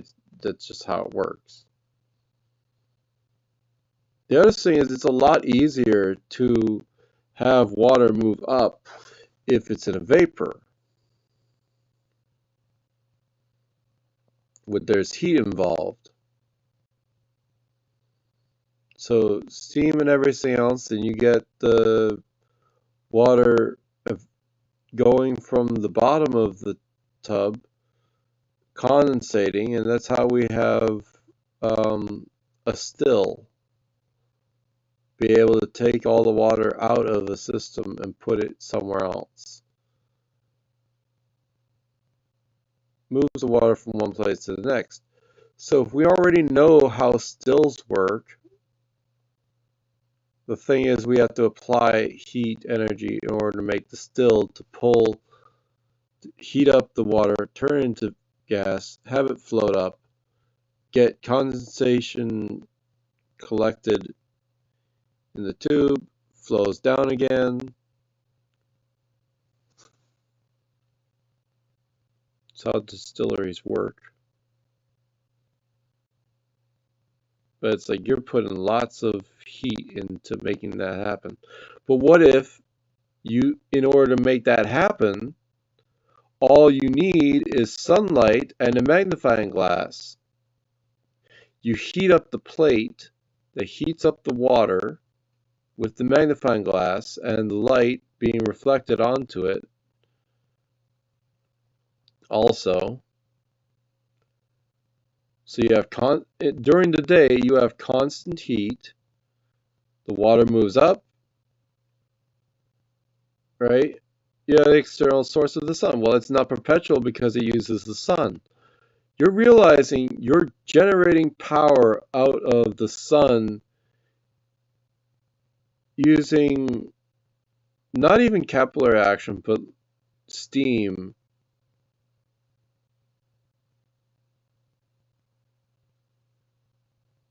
And then you would be able to do this forever as long as the sun exists.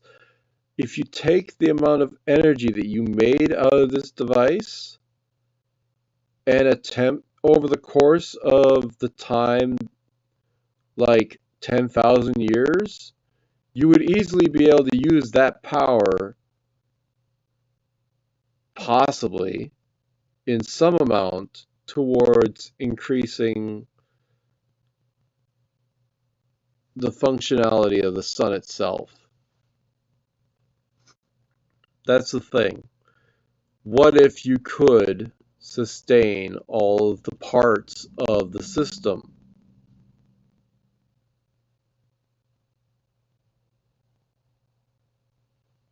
Like with the sun, all it takes is for it to have a bit of a magnification, and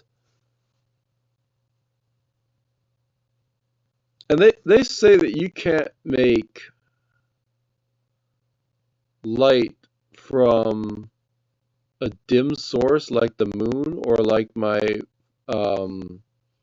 lamp here. That's a dim light, right?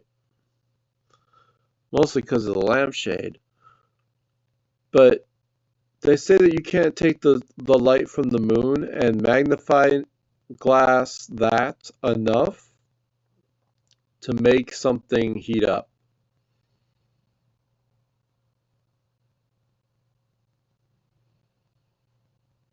First of all, if you're going to take light from the moon, you can't just magnify glass it. You also have to convert its energy from the type of light that is coming from the moon to a different frequency. Once you translate that energy from moon energy into something like ultraviolet, you can make heat out of moonlight.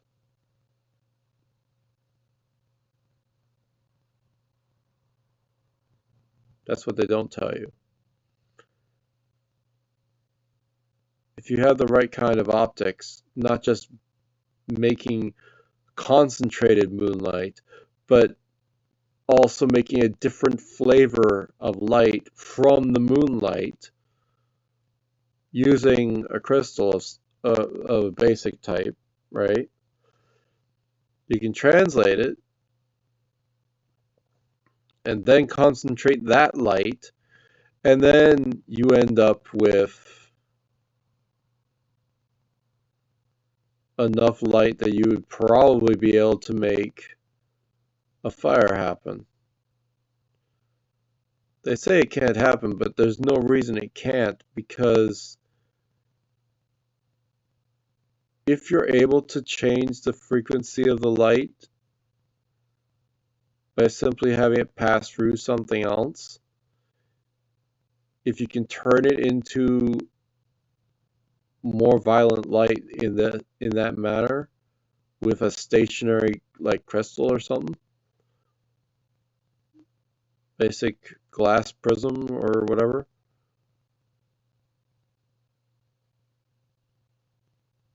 why would you not try to do that?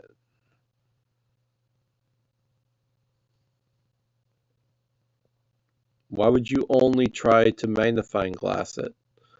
Because concentrated moonlight can only do so much. And they have these ideas of magnifying glasses that it's like, oh, you had one massive magnifying glass and it does like 100 or 1,000 times the magnification for one thing. Yeah, well, then you take that light that's coming from that magnifying glass and you apply another magnifying glass to it, multiple of them.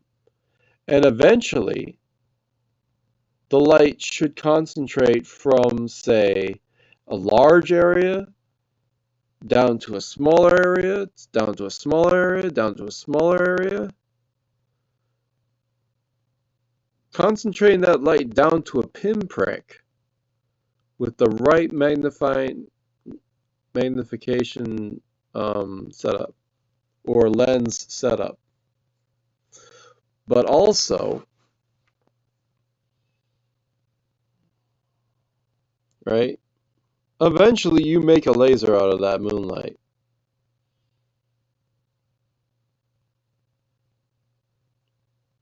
They say it can't be done. I say they didn't try hard enough.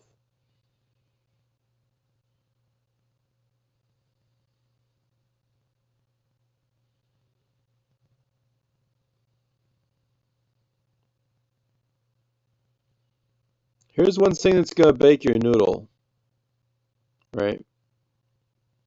Neil deGrasse Tyson said in a video that in this universe, there is no way for a lighter object to fall faster than a heavier object. That does not make any sense. It just doesn't work. But I submit to you that a helium-filled balloon,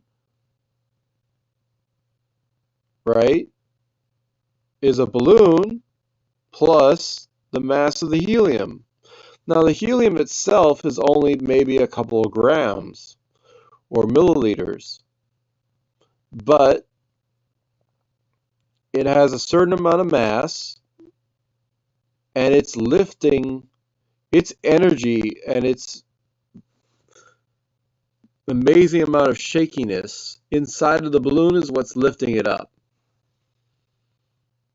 So the balloon plus the helium equals it floats in an atmosphere of air. Take that helium and compress it into a tablet with the balloon, and the helium balloon, same amount of stuff in a different configuration, will fall.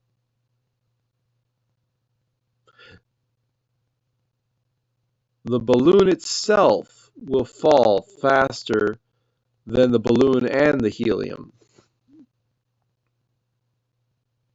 Or in that case, the helium would fall faster than the balloon with helium. Because it's in the capsule, it's compressed, you know. So, seriously, if you think about it, even a balloon with air floats more than a balloon, okay.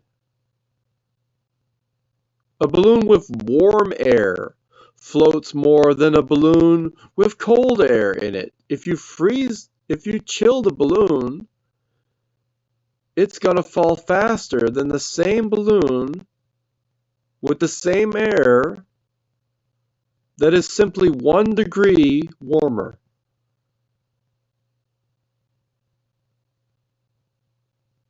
That's it. One degree of heat added to that balloon will make it so that the air-filled balloon will rise up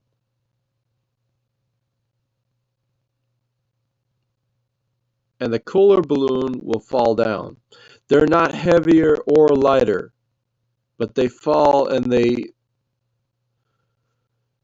rise up at different rates based on their energy states. So, Neil, when you talk about there is no way that a lighter object can't fall faster than a heavier object? Yeah, of course it can. If there's air resistance involved, of course it can. If there's energy in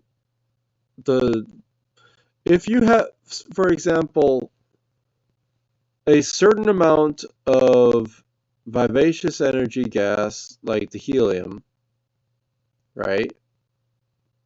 And you have that stuff to a certain volume, right? Let's say it's enough to fill a balloon the size of your head. And you fill an air balloon, right, with the same amount of volume of stuff. One of them is going to be flying fast higher than the other one, even if it's the same amount. A lighter object would be, so if you put a penny on that, right, it'll pull the helium balloon down. It's heavier. It goes down faster than the lighter balloon, but as soon as you take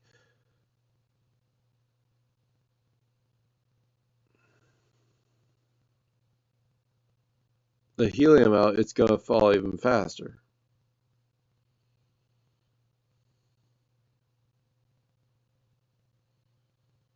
It'll be lighter than the balloon was before, but the helium was holding it up before. Now it's not. Now it falls straight down fast. Because it doesn't have the helium in it. It has less weight in it.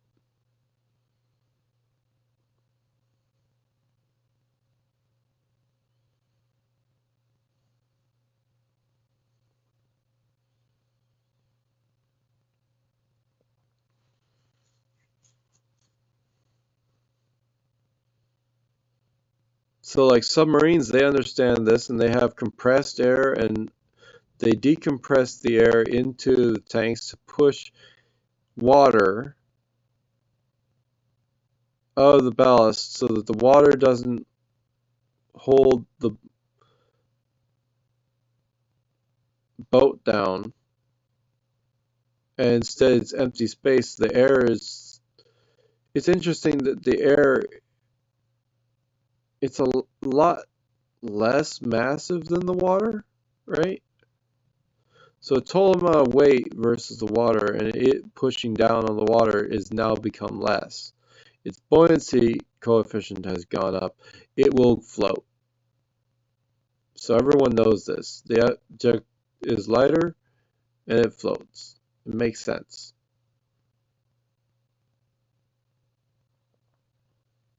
But at that same time, like I said, a penny will float up, not at all. It'll just fall down to the bottom of the pool. That submarine, which is massive and weighs tons, will float way more than the penny.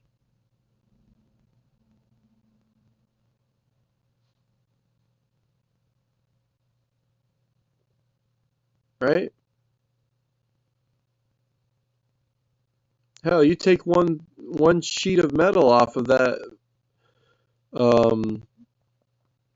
submarine, you put that into the pool, it's going to fall straight down. But because of it weighs less than the submarine, but it's not going to float as well. It's going to fall faster or float less. Same kind of thing can happen in air.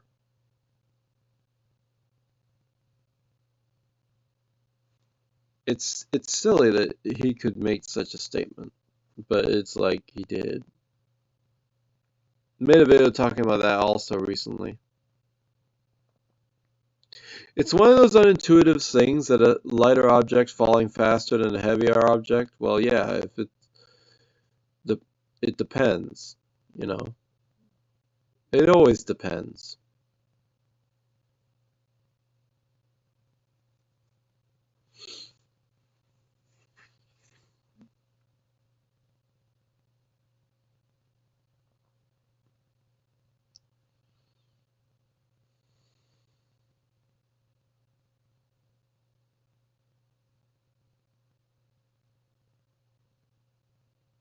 And yeah, if you have, for example, a bullet or like a railgun propelled rod just shunted towards somewhere, it's going to exert a lot of force versus it'll have way more energy inputted into it, so it will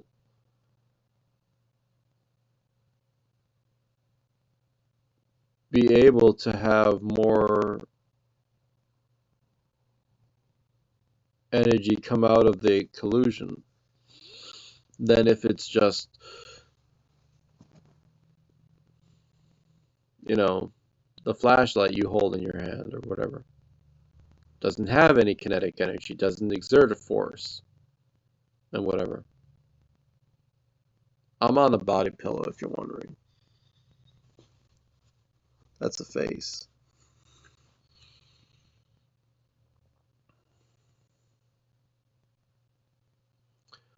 I love thinking about these science things, but problem is I still believe that stationary magnets can provide a constant force if arranged in the right configuration. Stationary magnets most definitely can make a constant force.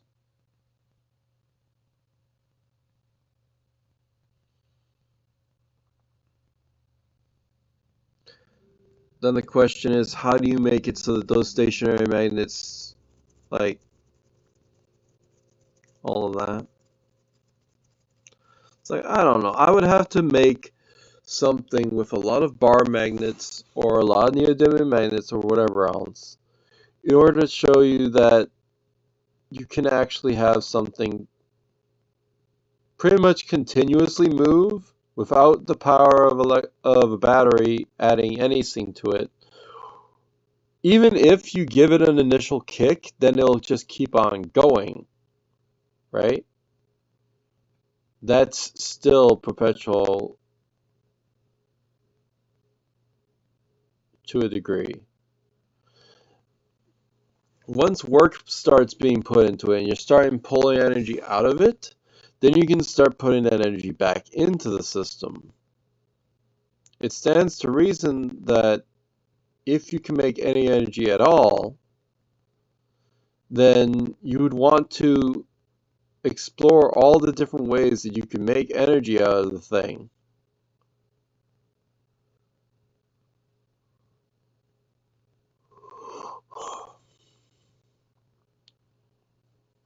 Like, it would be interesting to be able to take a piece of Chernobyl, grind it up, shove that into a battery, and then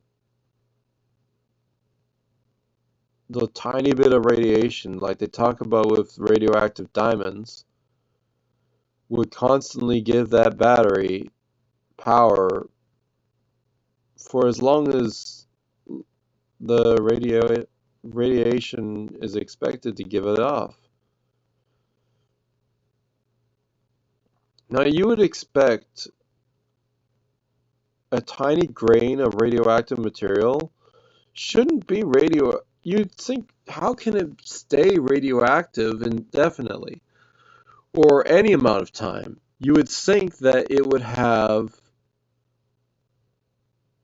a certain amount of radiation and that would be it. Like, it wouldn't be able to give off anymore. Why can it keep on giving off more? And that's because with radioactive material, it's basically having,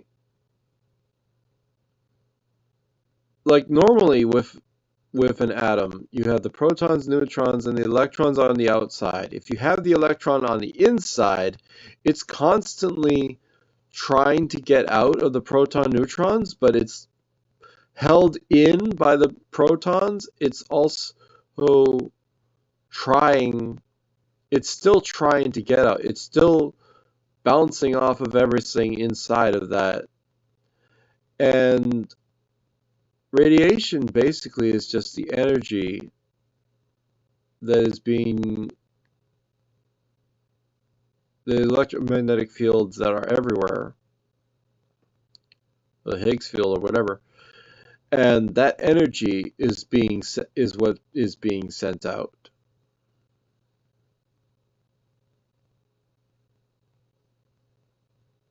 So it's able to constantly make these waves, these vibrations.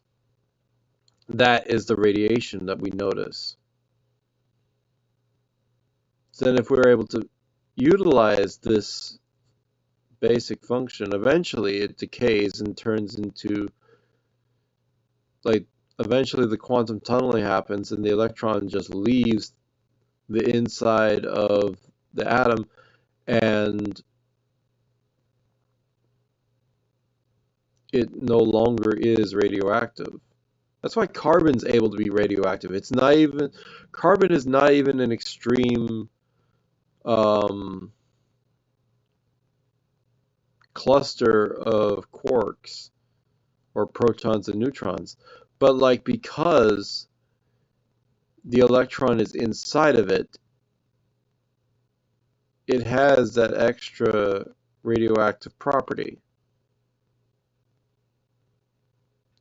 It has that extra jittering, and anytime an electron, you understand, because an electron is a magnet, anytime the electron is moving, it exerts electromagnetic fields.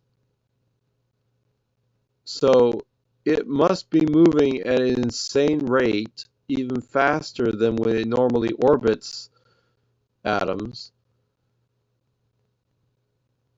Instead of like thousands of rotations a second, it's like millions of motions per second because it is trapped in between protons and neutrons.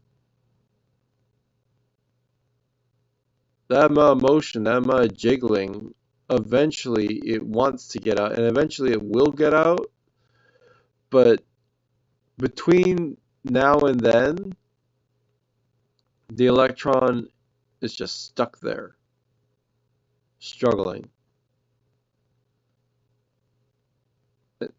The reason it's able to move and jiggle and do all the stuff that it's doing, like I said, it's a bar magnet. It's flowing electromagnetic energy through itself like a donut, a toroid. The energy is going around the outside, through the inside, and then back around the outside. A constant toroidal cycle. That put inside of an atom is what makes radiation what it is.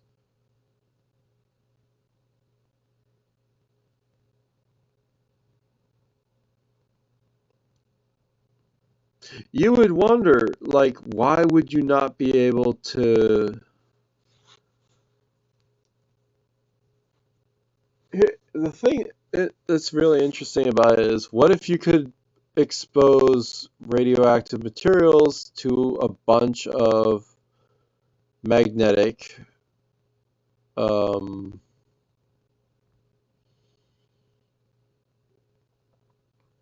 forces? Like, what if you have a gigantic magnet inside of a radioactive area? Well, the magnets would affect the electromagnetism, but it would probably just increase the amount of radiation that's happening, making the electrons want to jiggle even more, and it'd be like, go crazy, which is what you don't want.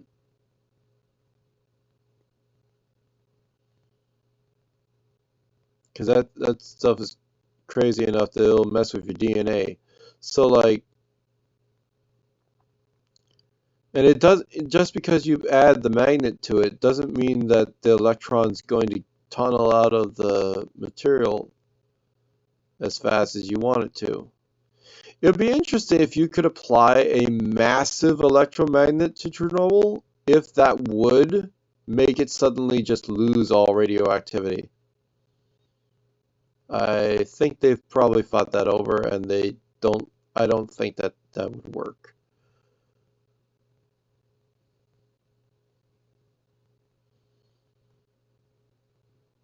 Although it's interesting to think of radioactive decay. It also is interesting to think about if you have the material encased in water, then it literally is entombed. It can't, the energy from the nuclear stuff can't get out anywhere, right? So but you're also exposing the water to the electromagnetic radiation. So it's not good having radioactive water either, because that's more carbon that's being hit by stuff.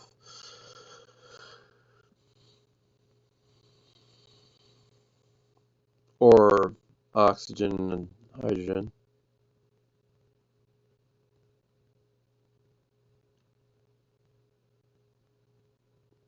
And if hydrogen becomes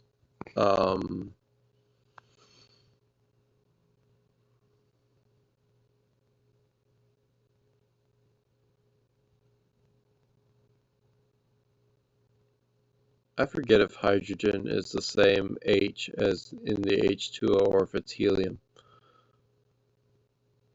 I think it's hydrogen.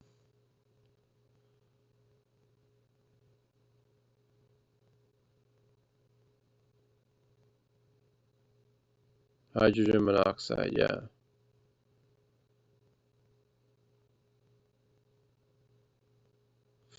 So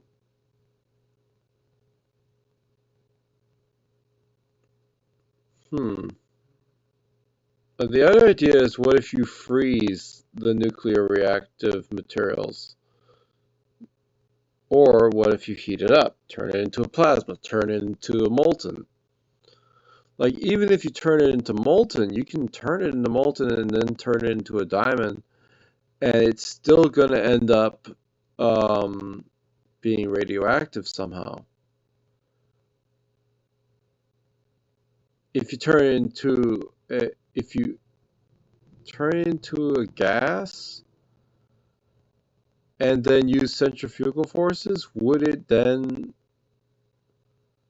eventually become inert? Like, shove the radioactive stuff inside of a toroid radioactive, or a toroid is it a radioactive generator? The thing is, you also get the neutrons in there moving around. It's possible it might separate it, but it's also possible that it might just be a bad idea. I keep mentioning about how with the toroid generators, tokamak,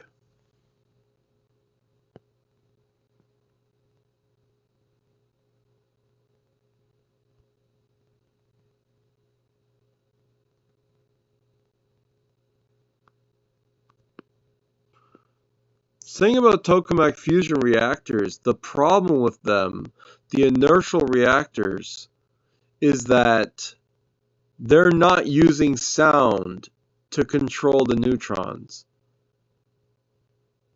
Because you got a bunch of protons, neutrons, and electrons in that reactor flinging around in a plasma state.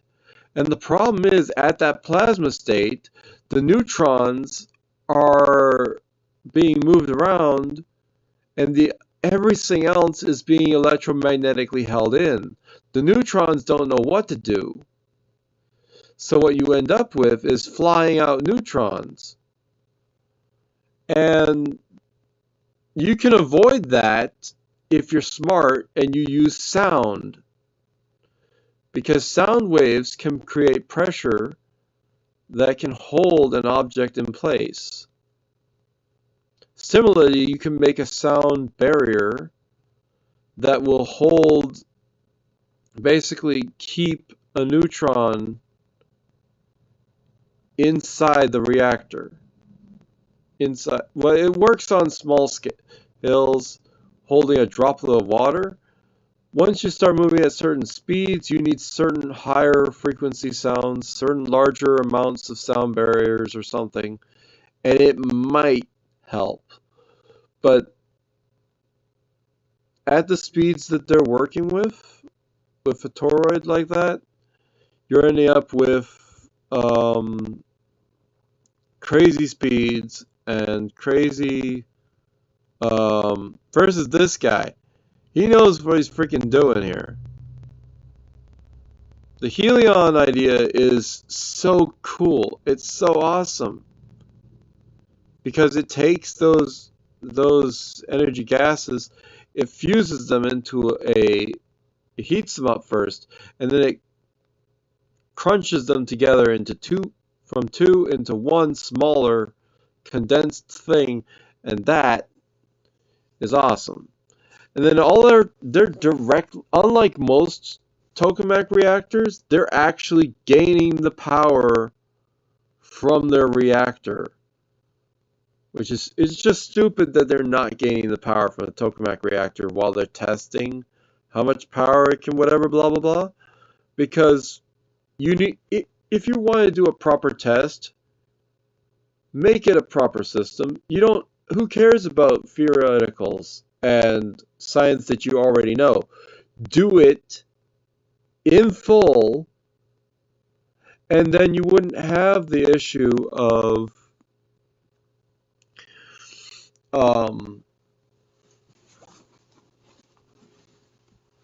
like you wouldn't have as many things happening, such as like loss of efficiencies. You'd be working on making the energy would feed back into the system to allow it to be more efficient, right? And it only works if you can keep it running. So, like the freaking Helion, they know what they're doing. They're gaining the power from the reaction itself directly. So they're gaining like half the power already from what they put into this thing. Like the entire scope of the project, half of that is coming back just from the electromagnetic spectrum pushing back as the object in there is doing its fusion dance. The magnets are experiencing feedback. They're gaining power directly from that. That's enough power to power the entire system another half times. So if you had two of these such machines, you'd be able to make enough to make one of them run again, just from the electromagnetic repulsion.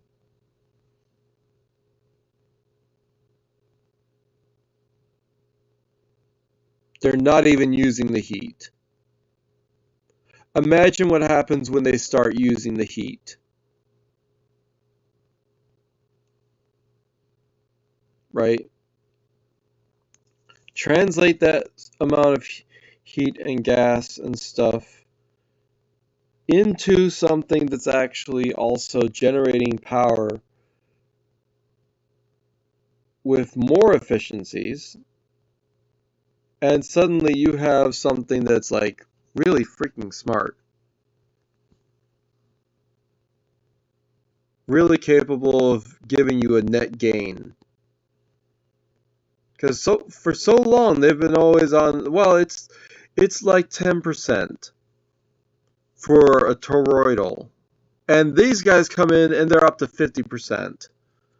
All it takes is one more thing, like adding sound to hold in the neutrons, and suddenly it becomes more sustainable because it also becomes more.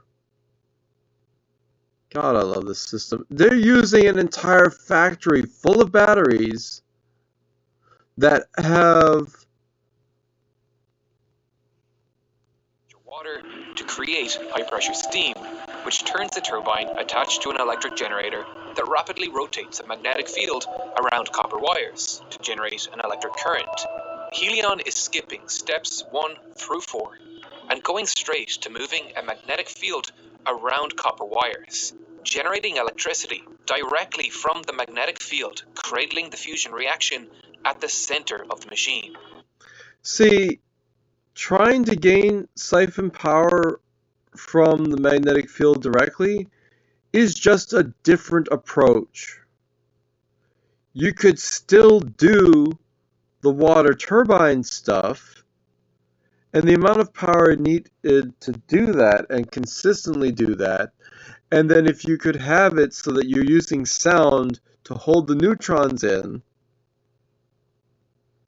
then the material that you get out of the reaction would be less degraded, less turned into useless. When those neutrons are just sent out into something, it just destroys your machine. So not only are you keeping your machine lasting longer, but you're also making it so that you have material that you can then use for more actions later on. And if you then tie into the fact that you can take the material that you were fusing together and then fission it again, and then fuse it again, the amount of power that you can gain from both of those processes, and the fact that you could make the material keep on going up and down between states of fused together, unfused together, fused together, unfused together, could be a continuous cycle. They're only taking the electromagnetic energy out of it, and they're getting half. As the fusion reaction occurs, the energy it generates begins to push back on the magnetic field confining it, moving it, as David said, like a piston.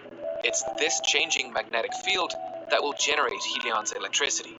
Skipping all the initial steps needed to boil water and turn a turbine should, in theory, make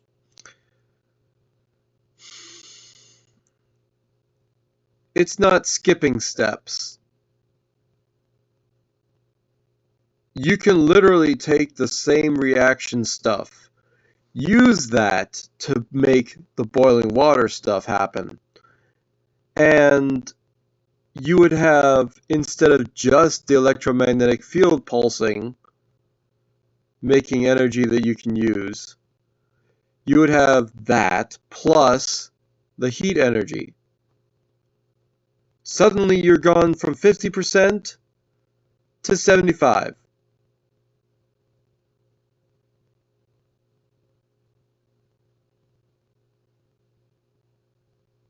That's realistic. vastly more efficient, while also unlocking the major benefits of a superior nuclear fusion fuel mixture. One of the problems with tokamak reactors is their choice of fuels. The fuel mixture of choice for tokamaks is deuterium and tritium. The availability of deuterium is not a problem. It's everywhere. This is a bottle of heavy water. Water with 2 deuterium atoms instead of 2 regular hydrogen atoms. It's cheap and safe. I can even drink it. However, tritium, as we spoke about in more detail in our last... See, deuterium, like, you realize you're talking about water with 2 instead of 1. Well, that is per molecule.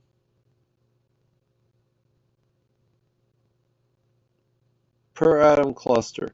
You have a lot of that stuff.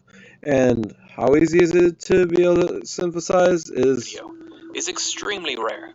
We only have about 20 kilograms of it in global reserves, and a single commercial scale tokamak is expected to burn through 300 grams of it a day, giving us about 2 months of operation with the world's entire current supply.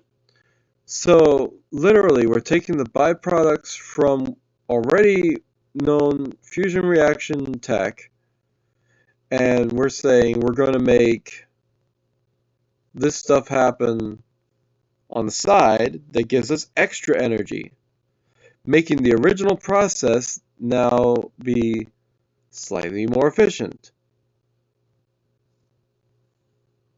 tokamak generators will manufacture tritium on site using a lithium breeding layer.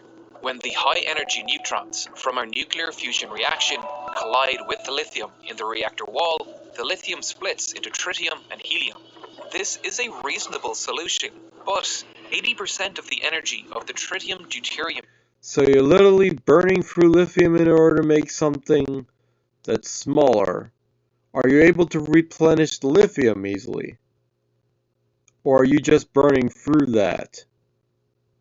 Answer is you're just burning through that. Stop it. Instead, take the neutrons, flood them back in to the system,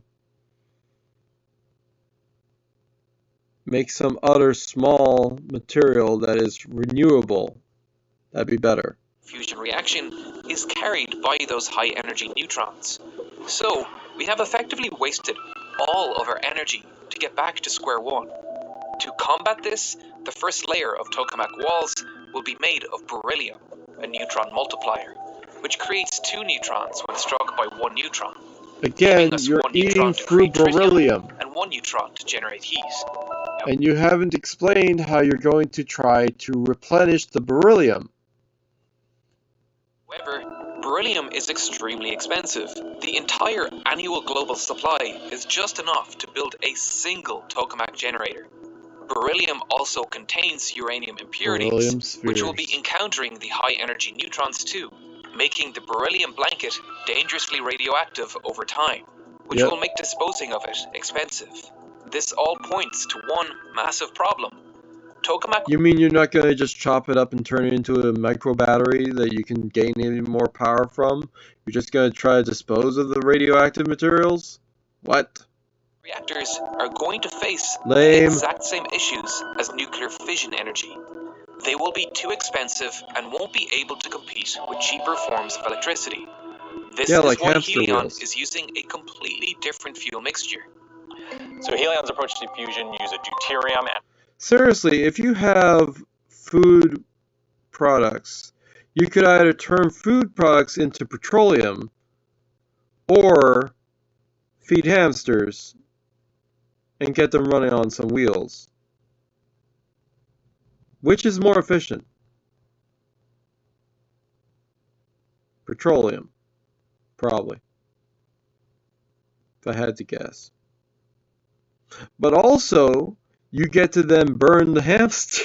When the hamsters are dead, you get to use their corpses to make a kind of compost and stuff that can make heat, and that heat can be used to make other things happen, to make you have more energy than just moving hamsters.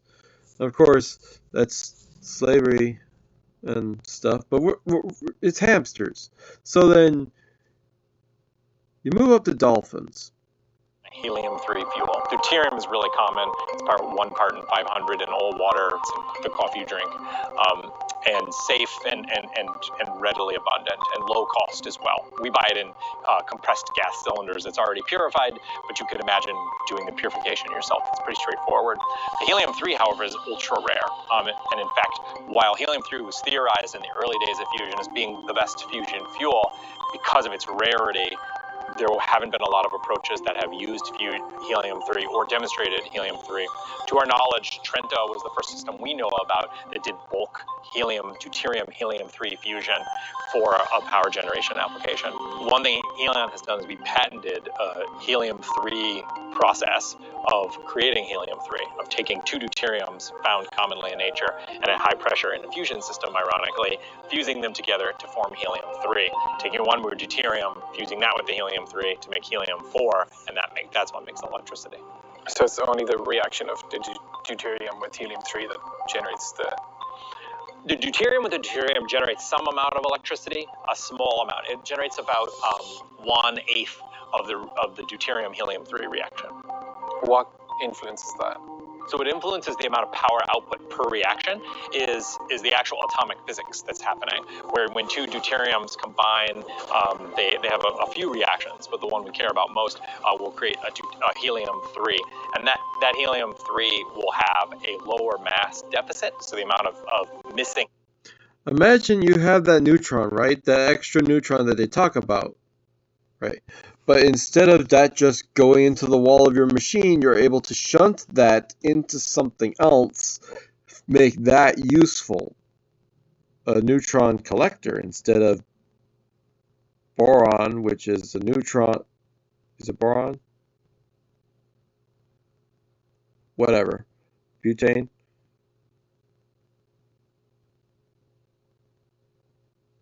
Bitumen. Mass of that final product. So E equals mc squared, and that mass deficit is the amount of energy that's released in terms of the particles that are created and their temperatures. And so deuterium helium-3 has a larger mass deficit when it forms helium-4, and so you end up with more energy trapped in that helium-4 as well as in the other proton that is made. There's quite a lot to break down there. As David said, the energy released depends on the mass difference in the final reaction. But how we can capture that energy changes with the products that are created too. Look Two at that. types of fusion. Look, the thing that he was just pointing at.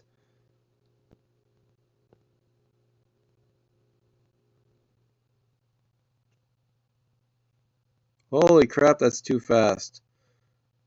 Those tanks.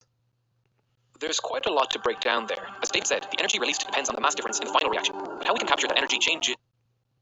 Those are capacitors. Each one of them has a very tiny amount of energy, all capable of being released really quickly. A gigantic factory of these capacitors creates enough power to make a lightning bolt.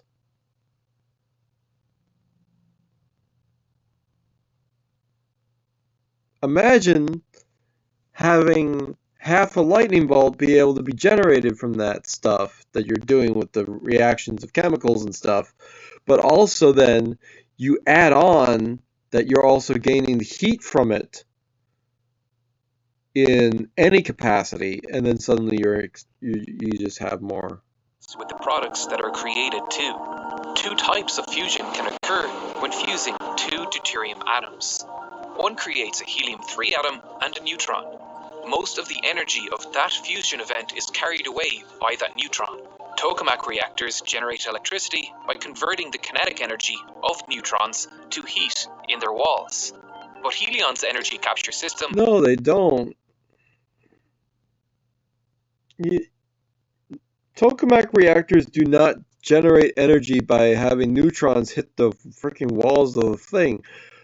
The gas in that thing is so hot, and we're having water near that superheated gas, I would hope, to directly take the heat out of the reacting materials. If you're using the walls as a highly inefficient method, what is wrong with you? No wonder you're failing at 10 or 12% with a tokamak. And that's why you have something so basic as electromagnetic repulsion that makes that pulsing effect turn into energy.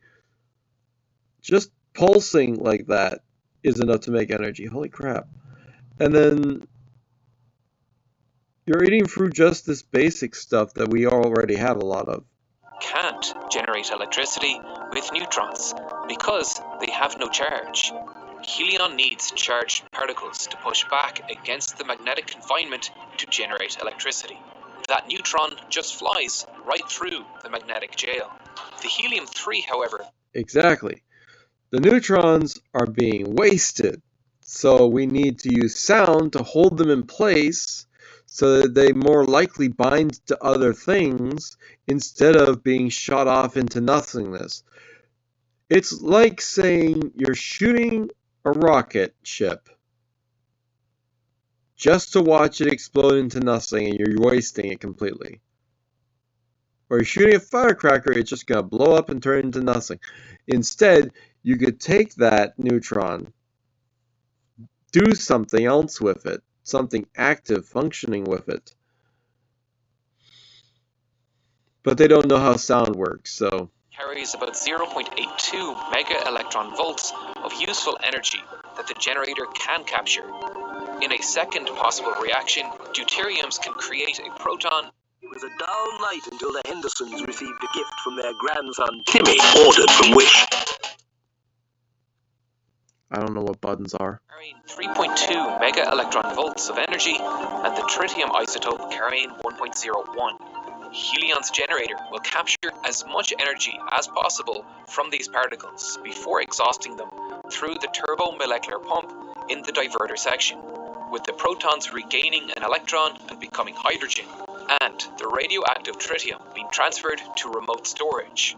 Here, it will beta decay into helium-3, but this process takes 12.3 years to occur. When it finally does decay, that helium-3 can be fed back into our generator. So, Helion has two pathways to create helium-3 for their primary fusion energy reaction. When deuterium and helium-3 Right. combine, they create So, a basically, helium-4 atom and a proton. Imagine if you have this kind of process and you're running it forever. You constantly run it, and then you're constantly able to do that next stage promised function of the tritium and deuterium to make the amount of power that is actually the useful power. It means like you're winding up your car and you're finally, after 12 years, but you're constantly winding up multiple cars all the time.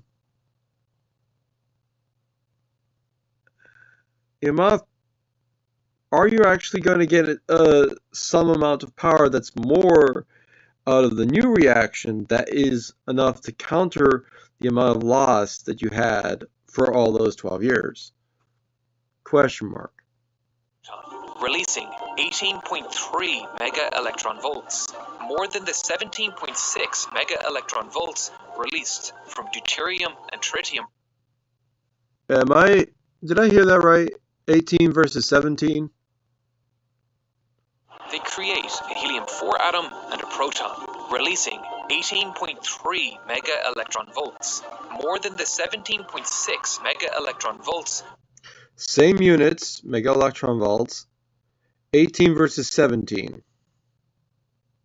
Released from deuterium and tritium reactions, and on a mass basis, 4 times more than a uranium fission reaction. Being able to generate your fuel right where you need it is a huge advantage, but David Kirtley had an interesting alternative.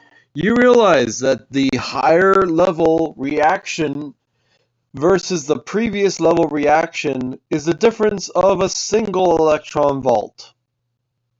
1 out of 18 is approximately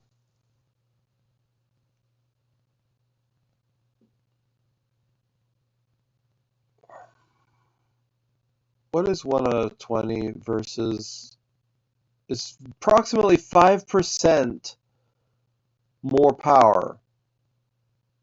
That's not a lot. It's a very good business case of you could do it that way, or you could do it where you have one dedicated facility and all it does is fuse deuterium and make fuel and then put it in a bottle, separate it from all the other gases, and then ship that to your generators and have the generators just make electricity and not deal with the fuel processing. I think that's a good, outstanding business decision that we don't know. One of the things that you have to keep in mind is when you do the deuterium fusion, that's when you make the neutrons. So the neutrons come from the deuterium fusing together. And so there's some really maybe advantageous things of separating those two machines. One of those advantages. The other thing is, what if you were to have the neutrons, just keep fusing them, what if the neutrons end up being pulled together into those other parts, and you have, or if you add another element to it, another chemical to it, you then make a more stable and more repeatable system that has even more reactions, more functions, more violent reactions that might even be more useful with the materials staying intact. Is prolonging the life of our generator. The high energy neutrons from the deuterium reaction can damage our generator. Exactly. This is a huge problem for tokamak generators because 80% of the energy in the deuterium-tritium reaction is carried by the neutron. But the neutron generated when two deuterium atoms fuse has 5 times less energy, reducing the damage it can do. However, they are still damaging. If we could design a cheaper, more robust reactor purely to create our fuel products, If you were to be able to apply sound to holding the neutrons, which is the only thing that can hold the neutrons because electromagnetism can't, you could then use those neutrons combined with some other stuff to make more stuff like helium plus a neutron or whatever, and you'd be able to have oh god, I think the format of my video is just fucked. that could be economically beneficial, especially if there are multiple generators that all need fuel supplies. Replacing one fuel generator that can feed 10 energy generators is a lot cheaper than replacing 10 hybrid fuel and energy generators.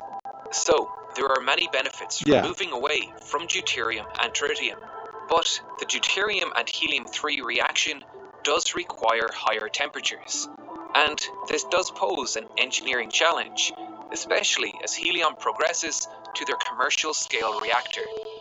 So right now we're building Polaris, their 7th generation system. The goal is that it will demonstrate electricity production for the first time, come online in 2024. The stepping stone between our 7th generation system we're building Polaris and the 8th generation system is a lot of the engineering around the system, that we want to turn up the power output, the yield even further. We want to make sure we're taking the electricity that we're recharging capacitors with, turning that into 60 hertz AC and putting that on the grid. And then also repetition rate. That's a big one, is that going from operating every few seconds to now operating multiple times a second is another engineering leap we have to make in some of the thermal engineering, structural engineering, and gas handling systems. What do you think is going to be? Again, the moment that you start controlling neutrons with sound, you're gonna end up with one, no less degradation of your machine.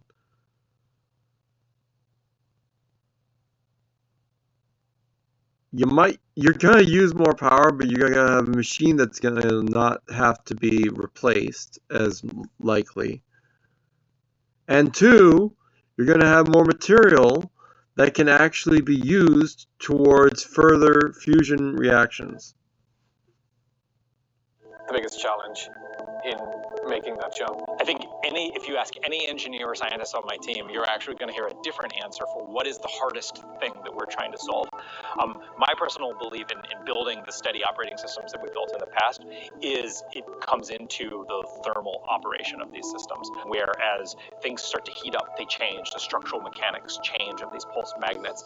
The way the fusion plasma actually the wall temperature changes as it changes in temperature. We saw that on our earlier subscale systems, and so we expect to see that on the big scale systems too. And so understanding that, predicting that, and then engineering all the mechanisms in place for that, I think are going to be some of the most exciting engineering challenges that we're solving right now. Yeah, like if you could directly use the energy of all that heat that you're making. And so we're hiring those teams to solve those problems right now. Were there any surprising learning moments recently that you've discovered with Trenta? There were some exciting things that we learned on Trenta that were unexpected. We were really worried early that the timing accuracies of merging these two high-speed plasmas over 1 million miles an hour, compressing them, working on getting their alignment, that would be really a tough challenge. Julie Jameson was having a bad... What we found that is in practice it's actually quite a bit easier than the theory or the basic computation simulations would actually show, that we can, with a lot of essentially freedom, merge these and get really good results that are really repeatable. Some of the things we did find, however, that are a little bit more challenging is as these plasmas got hotter and we got above 10 million degrees and got to the 100 million degrees, what we found is that there's probably some other effects, good effects, where we're producing more fusion than we maybe predicted, but the fusion plasma interacts with the vacuum chamber a little bit more than what we thought as well. And so what we're having to do for future systems is build them just a little bit bigger, about 25% bigger than what we had originally planned to account for those things. And so there's some some engineering iteration that has to happen as we discover the advanced physics and the engineering of implementing these systems in practice. This is another one of the Yeah, benefits of it's Helion's like system. the one thing that you could do besides having a magnetic field and everything else is you could have certain material layers inside of it that are like able to grab those neutrons, like that blanket idea that they talk about, or something where, like, again, if you have sound, you're able to have the neutrons arrested inside the reactions and they won't shoot out as much. I'm almost fully certain. The problem is, like, you would have to design your chamber for the reactions to be able to amplify the effects of whatever sound that you're doing in the right way. It has to be constructive so that you have a constant pulse all pushing together. The problem, of course, is that if you push on one side, there's a chance that it's going to bounce off of that one side, and with that amount of force, come down to the other side, push straight through, and then you'll have an even more catastrophic destruction of your machine. But what I'm really trying to talk about isn't just having a force, but you understand when they have a standing wave with these sonic gun type things. There's two ways you can do it. You can easily do it with like just two speakers sending a signal towards the same spot, and there's standing waves all along the length between those speakers where the frequencies match out, and in those nodes you have these capture points. You can make an array of these capture points, standing waves as they say, where the sound is colliding with the other sound and it holds things in place. Have that inside of the reactor and suddenly the neutrons are more likely to stay in place, right?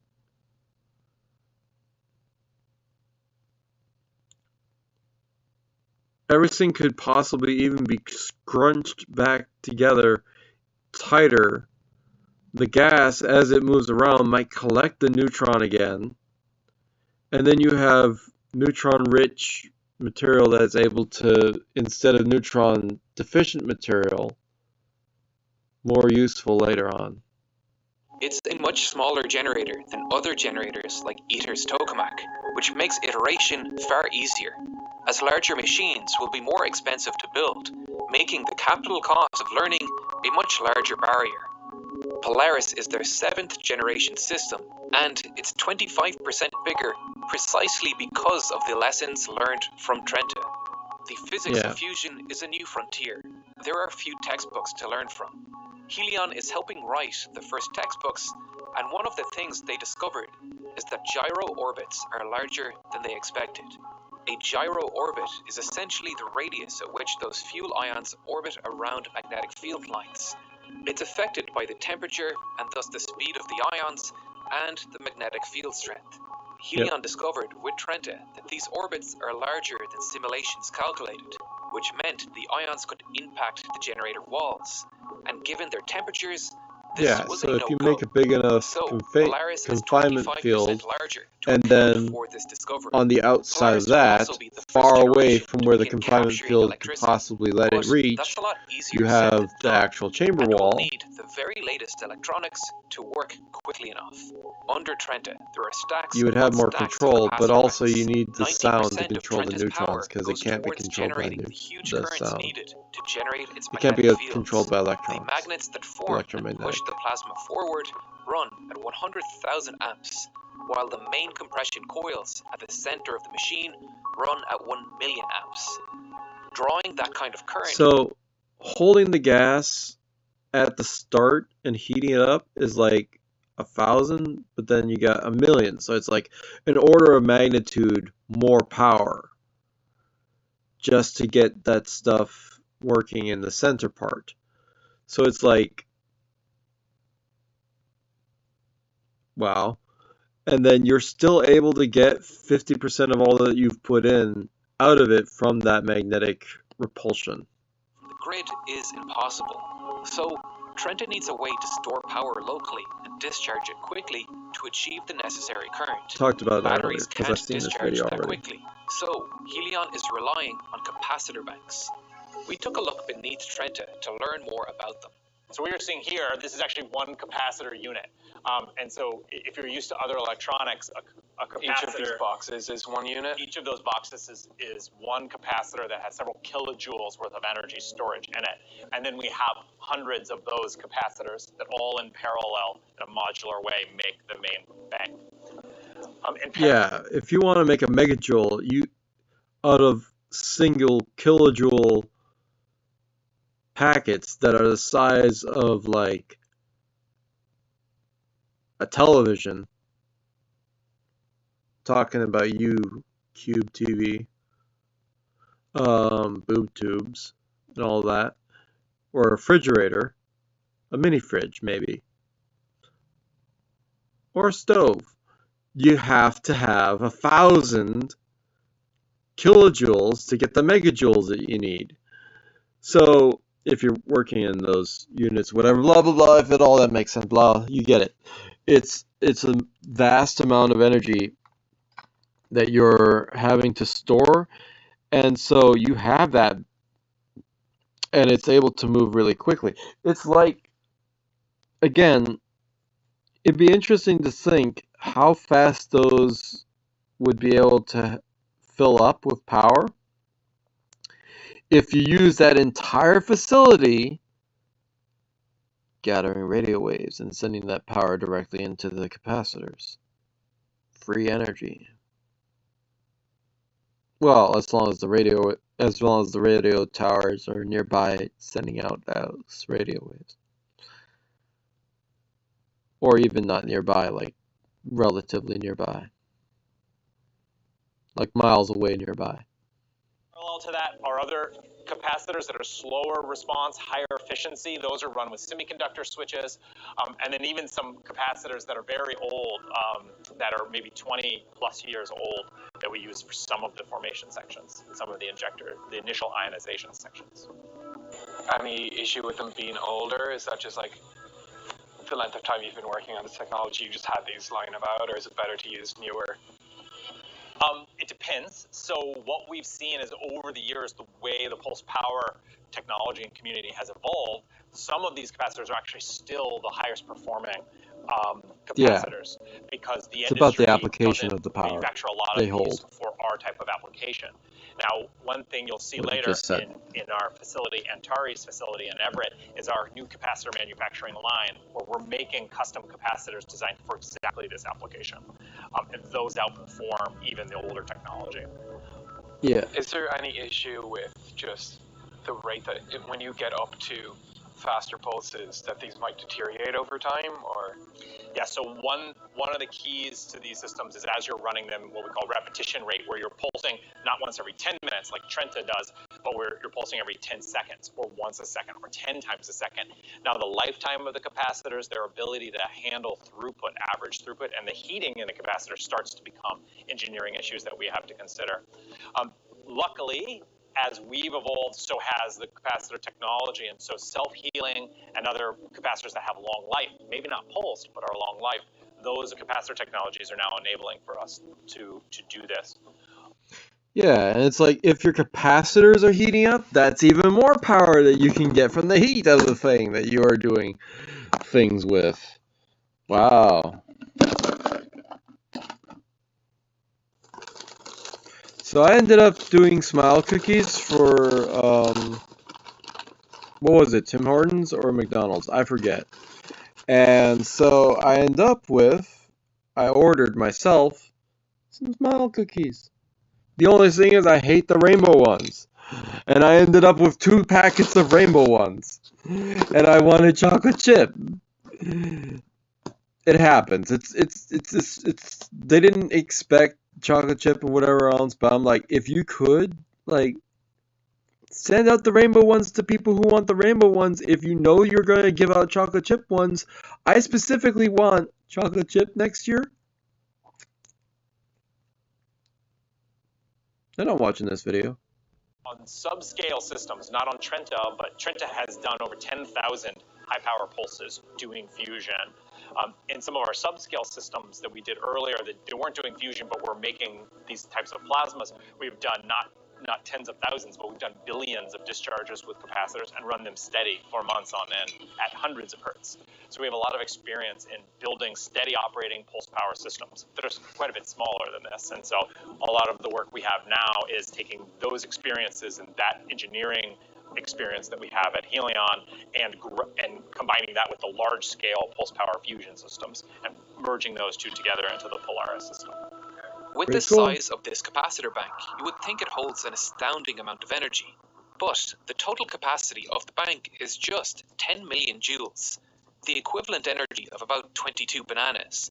Or, in terms of a typical Tesla battery pack, that's 2.8 kilowatt hours, 1/30th the capacity of a typical Tesla battery. However, we aren't expending that energy in an hour. We are releasing it in 100 microseconds. These capacitors release a lightning bolt Yeah. of current through the machine. Yeah, it's like instead of having storage capacity meant to hold it for like ages, it's sending it out like boom, done. It's done. It's already drained. Shut up. It's done. You know, I don't have it anymore. You want me to last for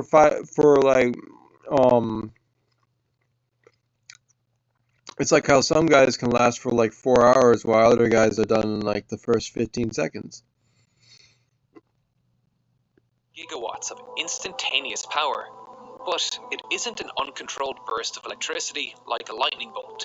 It's a carefully controlled orchestra of switches, releasing and controlling this much electricity with a microsecond precision simply was not possible when the concept was first envisioned. Within those 100 microseconds, thousands of operations occur across the machine. Each row of electromagnets along the machine need to activate 300 nanoseconds after the previous. They need to trigger just as the plasma passes by, traveling at millions of kilometers per hour, to push it even faster towards the center. That would be impossible without modern-day microprocessors. I'm curious how much millions of kilometers an hour is in Mach speed. We're talking about gas going faster than sound here, bro.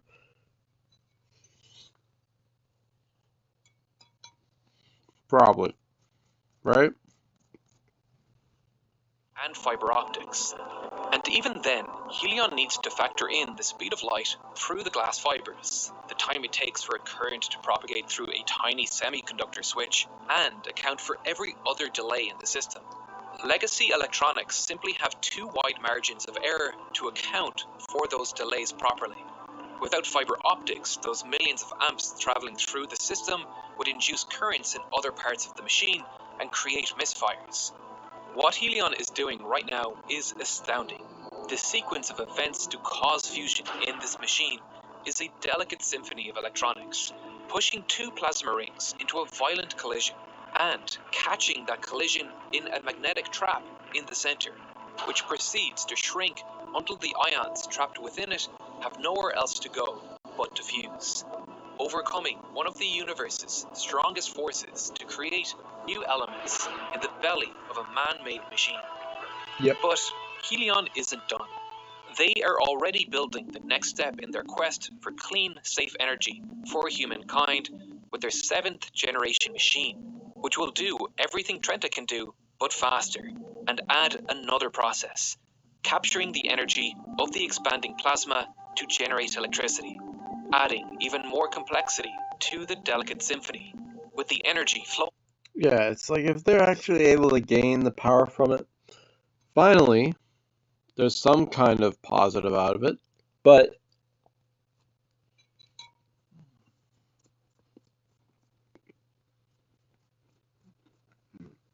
even though it's less than a positive, like the amount in total is, it's still the fact that it's more than what normal reactions with the tokamak have been able to do.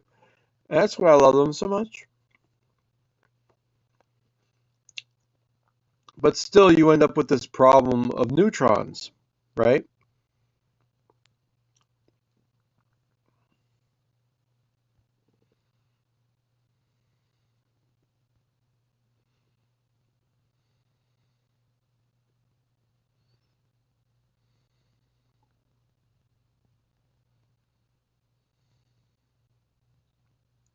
Using sound to put out fire is pretty epic.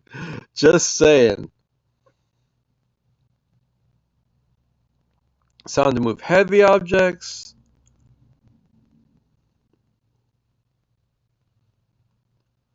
I like sound to put out fire. That'd be cool.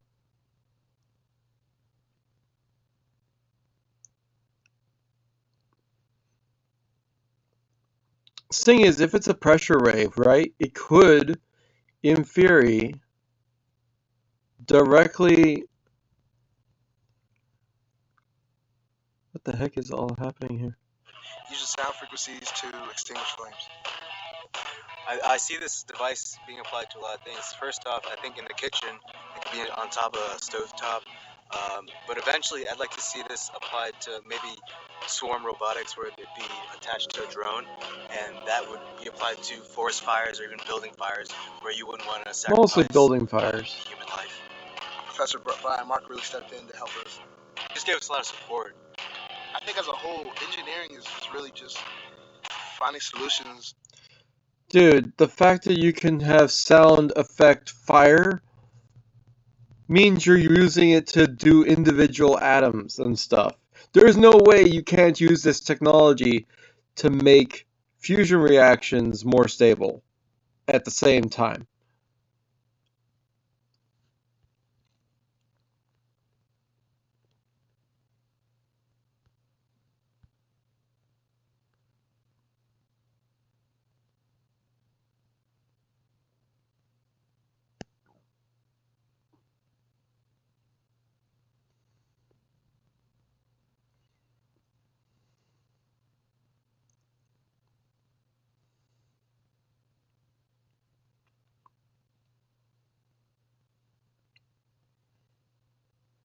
Yeah, that's a fuck you.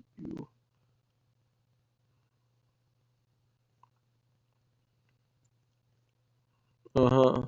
Uh-huh. Uh-huh. No one, no.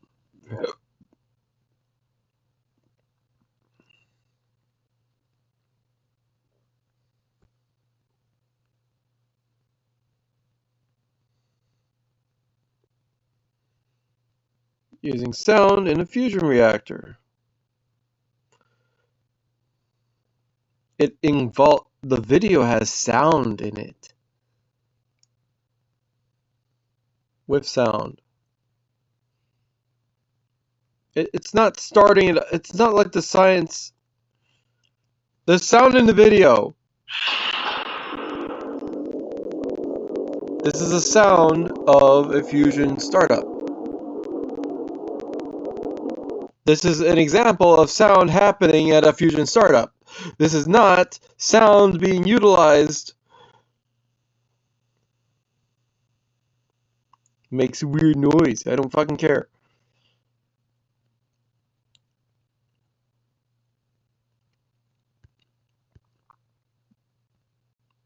Okay, what the hell's with your... Yeah, nuclear sounds, blah blah blah. Now imagine if you could use that sound, radiate it back to itself so you can control the movement of neutrons passively. It's just a byproduct of your machine making the sound in the first place. That wouldn't work. Major breakthrough. Yes, sure. Popping a balloon in an acoustic chamber. No. How to make a fusion reactor. Fusion reactor in the palm of your hand. Fusion is the sound of fusion. Something sprinkler. Gotta get it. Bottom to the fin. Double the demo. Destroy jets. Fusion reactor. The sound of science. It sounds crazy! Dude, have you heard this thing? Whoa. No. Okay, new words. We need new words for our topic here.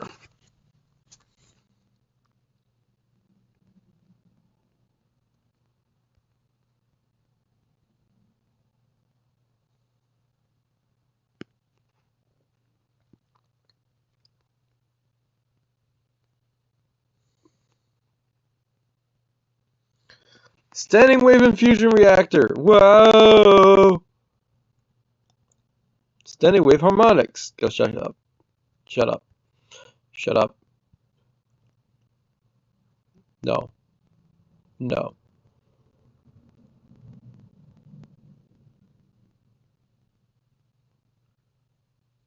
This is a nuclear fusion reaction, and a record-breaking one at that. This short, roughly 5-second nuclear fusion reaction produced 11 megawatts of power. This is not a self-sufficient nuclear fusion reaction. No. I'ma use sound to... Ooh. I love watching this guy make reaction videos of this Kurzgesagt, because all the things and the input is interesting. No, no, no, no. Cute, no.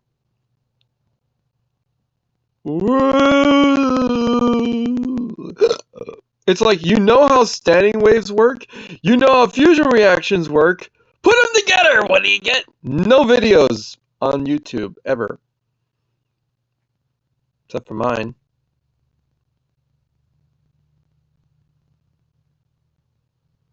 Levitation, small objects. Do this. November 23rd, spend $300 or more in... Shut the fuck up. This shit is real. An example of levitating small objects with sound waves coming in. And even... See, he puts his little dot and it just levitates there. It just holds it there. That is sound making nodes, and the multiply of the sound for the frequency of the area equals the capacity to hold little tiny balls and stuff. But what if you didn't use it for balls? What if you used it for also this? This is the best freaking video I have ever seen of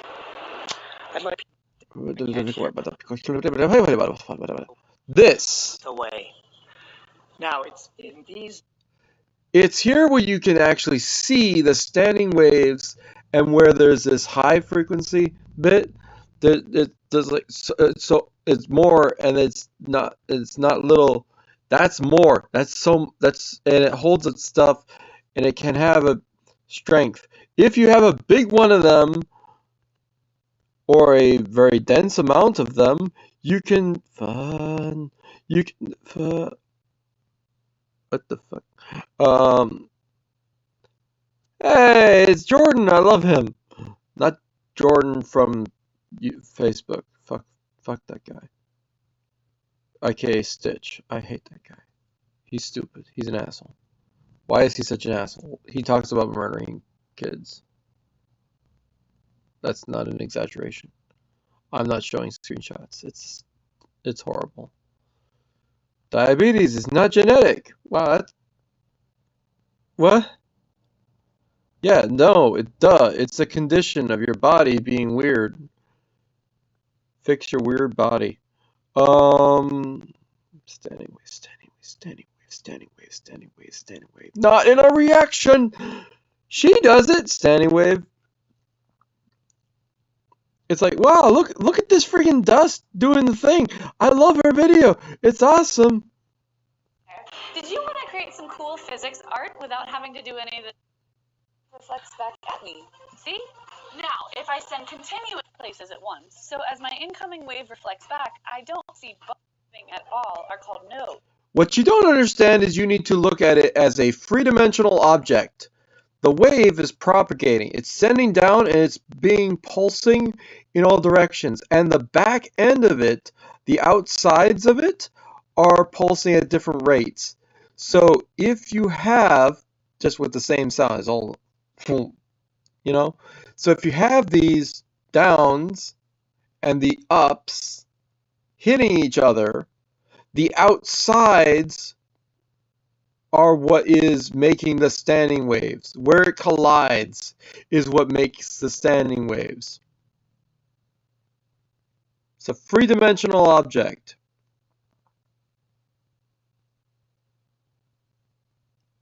It's a pulse.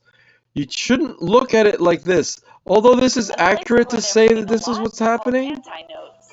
Now that we've mastered standing waves, let's go back to our square plate. If you look closely, but anyway, now you've mastered that. No, you can't. But anyhow, use it in a nuclear reactor.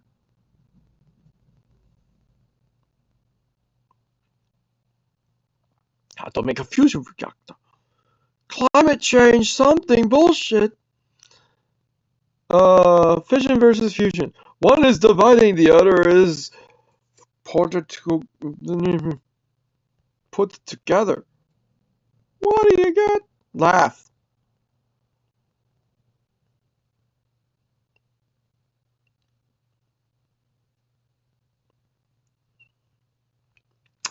Nice.